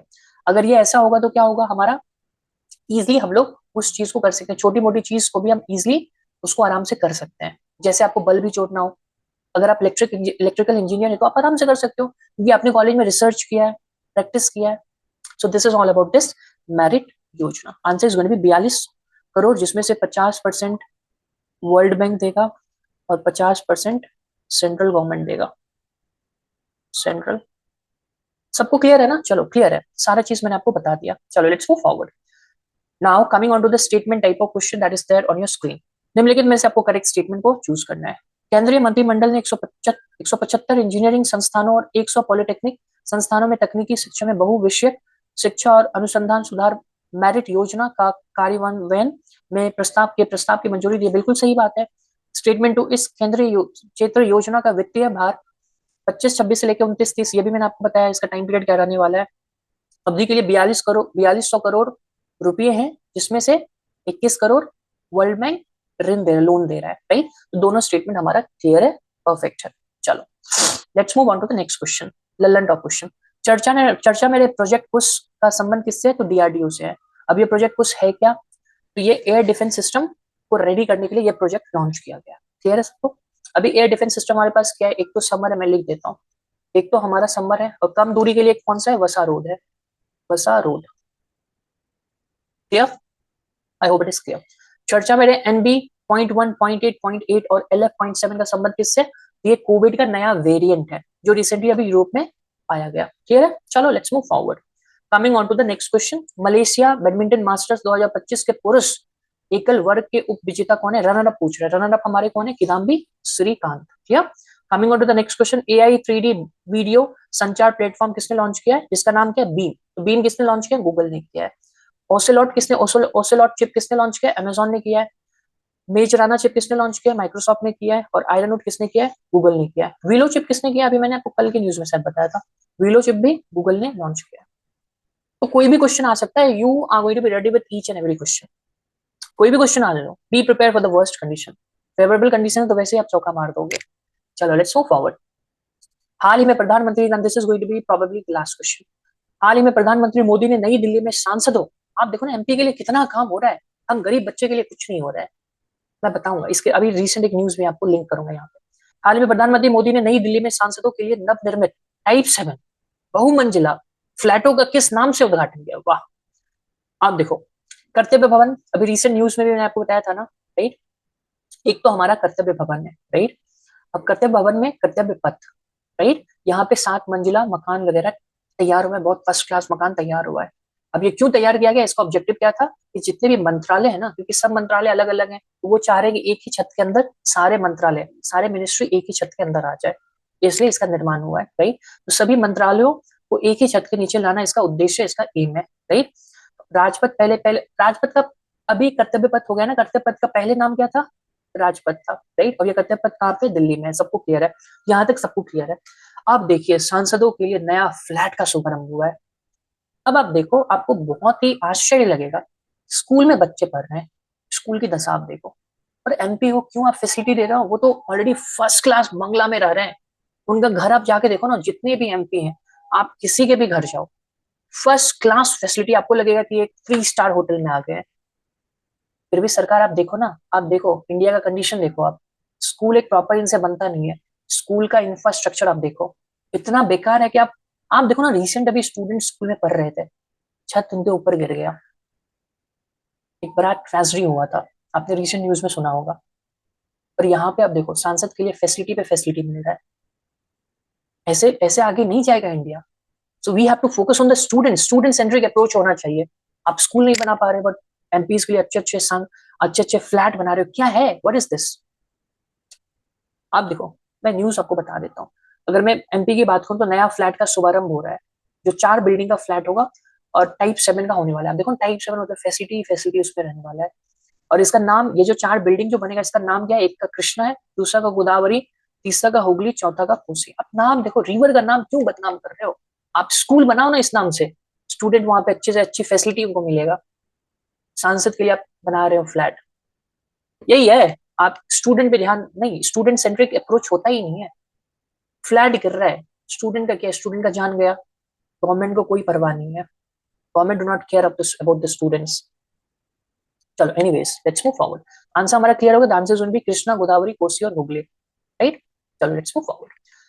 अब इसमें देखो फैसिलिटीज क्या क्या होगा। फैसिलिटीज पे आप देख लो, वेस्ट मैनेजमेंट का सुपर फैसिलिटी होने वाला है कर्तव्य भवन में। वेस्ट मैनेजमेंट अच्छे से किया जाएगा, जीरो कार्बन एमिशन होगा। वाह! सोलर एनर्जी पूरी तरह से ऑपरेटेड होगा, सोलर एनर्जी पे, नो फॉसिल फ्यूल्स। ठीक है, अच्छा है, कीजिए। स्टूडेंट के लिए भी कुछ कर लिया कीजिए। ये जो जान वहां पे छत गिरने से इतने स्टूडेंट्स का जान नहीं जाता। कोई नहीं, लेट्स मूव फॉरवर्ड। यस, तो पुरानी सांसद, पहले पुरानी सांसद थी, फिर सेंट्रल विस्टा प्रोजेक्ट आता है, फिर सांसद को पूरी तरह से नया कर दिया जाता है, राइट? तो और यहीं पे आपको पता है ना, नया जो सांसद बना है, जिसका पहले राजपथ उसका नाम था, अब उसको चेंज कर क्या कर दिया गया? कर्तव्य पथ, उसका नाम चेंज हो गया। अब यहीं पे आप देखोगे, सुभाष चंद्र बोस है ना, उनका प्रतिमा का अनावरण भी हुआ था यहाँ पे। कहाँ पे हुआ था? कर्तव्य पथ पे हुआ था। पहले राजपथ इसका नाम था, फिर उसको चेंज करके कर्तव्य पथ किया गया। नाम बहुत चेंज होता है यहाँ पे इंडिया में। राजनाथ, राजनाथ में बोल रहा हूँ, राजपथ, राजपथ का नाम किसमें चेंज कर दिया गया था? कर्तव्य पथ पर चेंज कर दिया गया था, और यहीं पे सुभाष चंद्र बोस जी का प्रतिमा का अनावरण हुआ था। ये इन्होंने सही किया। चलो let's move forward. Now land of questions करते हैं। जर्मनी में आयोजित आईएसएफ शूटिंग चैंपियनशिप है, या शूटिंग जूनियर विश्व कप 2025 के पदक तालिका में भारतीय निशानेबाजी दल को कौन सा स्थान मिला है? तो कौन सा स्थान मिला है? ये फर्स्ट मिला है, और ये कहाँ पे हुआ था? जर्मनी में हुआ था। क्लियर है सबको? बोलो क्लियर है। भारत की पहली जीन संपादित भेड़ मतलब जेनेटिक मॉडिफाइड सीड किसने विकसित किया है? कौन से यूनिवर्सिटी ने किया है? शेरे कश्मीर यूनिवर्सिटी। बहुत रिसेंट न्यूज बता रहा हूँ। तो यूनिवर्सिटी का नाम क्या है? शेरे कश्मीर यूनिवर्सिटी ने जेनेटिक मॉडिफाइड सीड को विकसित किया है। चलो लेट्स मूव फॉरवर्ड। भारतीय सेना ने पहला एफएम रेडियो स्टेशन जिसका नाम क्या है? पंचसूल पल्स, कहाँ प्रारंभ किया? तो उत्तराखंड में किया। मैं लिख देता हूँ, उत्तराखंड। ओएनजीसी ने कहा तेल और गैस की खोज की है? तो ये कहा गया है मुंबई के ऑफशोर बेसिन में किया है, जिसको हिंदी में क्या बोलते हैं? अपतटीय बेसिन, राइट? किया मुंबई में। Coming on to the next thing, Japan के सिनमोए डेके ज्वालामुखी में हुआ विस्फोट। पहले भी ये हो चुका है, अभी रिसेंटली भी हुआ था, अभी फिर से हो गया। क्योंकि आपको पता है ना, जापान किसके अंदर आता है? रिंग ऑफ फायर के अंदर आता है। और जो कंट्रीज रिंग ऑफ फायर के अंदर आते हैं वहां तो तूफान वगैरह ये सब ज्वालामुखी ये सब फटते ही रहता है, विस्फोट होते ही रहता है। तो जापान में किरीसीमा पर्वत श्रृंखला में स्थित सिनमोए डेके ज्वालामुखी में 11 अगस्त 2025 को एक शक्तिशाली विस्फोट हुआ है, जिससे ज्वालामुखी के गड्ढे से 3 किलोमीटर से भी ज्यादा, आप सोचो ना, 3 किलोमीटर से भी ज्यादा ऊपर राख का गुब्बारा उठ गया। ठीक है, बस आपको याद रखना है कि रिसेंटली ये जगह कहाँ पे है, ज्वालामुखी कहाँ पे है? जापान में। बस दैट्स इट। और जापान आपको पता है रिंग ऑफ फायर के अंदर आता है। चलो let's move on to the revision. Quickly हम लोग रिवाइज कर लेते हैं लास्ट क्लास के क्वेश्चंस को।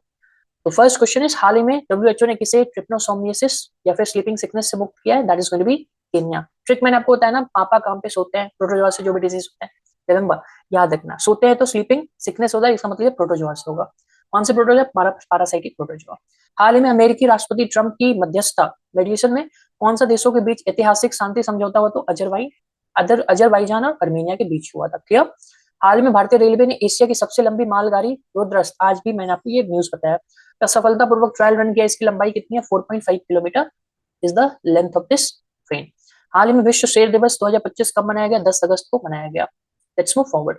हाल ही में केंद्रीय मंत्री डॉक्टर जितेंद्र सिंह ने भारत के पहले अत्याधुनिक पशु स्टेम सेल के बारे में डिटेल में मैंने आपको लास्ट क्लास में बताया है। बायो बैंक और प्रयोगशाला का उद्घाटन कहाँ गया? तो ये कहाँ गया? तो हैदराबाद में किया है।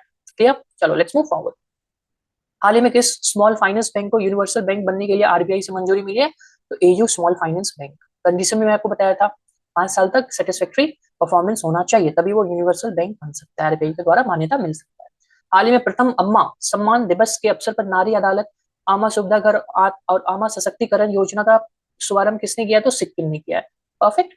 Coming on to the next question, हाल ही में सीमा पार से मादक पदार्थों की तस्करी पर अंकुश लगाने के लिए भाजप ड्रोन रोधी प्रणाली किसने तैनात की है? तो पंजाब बीएसएफ के साथ ये जो ड्रोन है ना वो काम करेगा, बॉर्डर सिक्योरिटी फोर्सेस।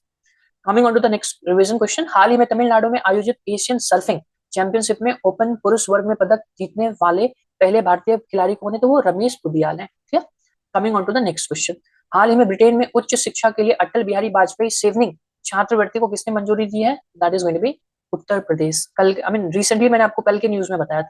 हाल ही में 21वां थर्ड आई एशियन फिल्म फेस्टिवल कहाँ आयोजित हुआ? तो ये मुंबई में हुआ है। ठीक है।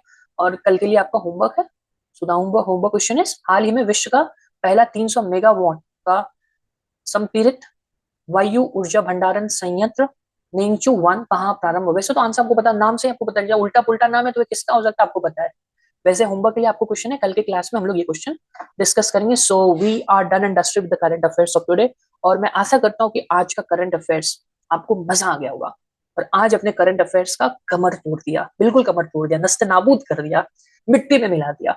इसी तरह रोज हम लोग करंट अफेयर्स को उसकी औकात दिखाएंगे कि करंट अफेयर्स आपको मैं मिट्टी में मिलाने वाला हूँ हर रोज। ठीक है, तो यही जज्बा आपका होना चाहिए। करंट अफेयर्स आपको बिल्कुल भी नहीं डरना, these are very very easy. तो कॉन्फिडेंस आपको रखना है, and the moment you are having confidence you are going to win the battle, right? So thank you so much for joining in the class. So hope we are going to meet tomorrow with the same energy and with the same G. So till then, goodbye, take care, and Jai Hind.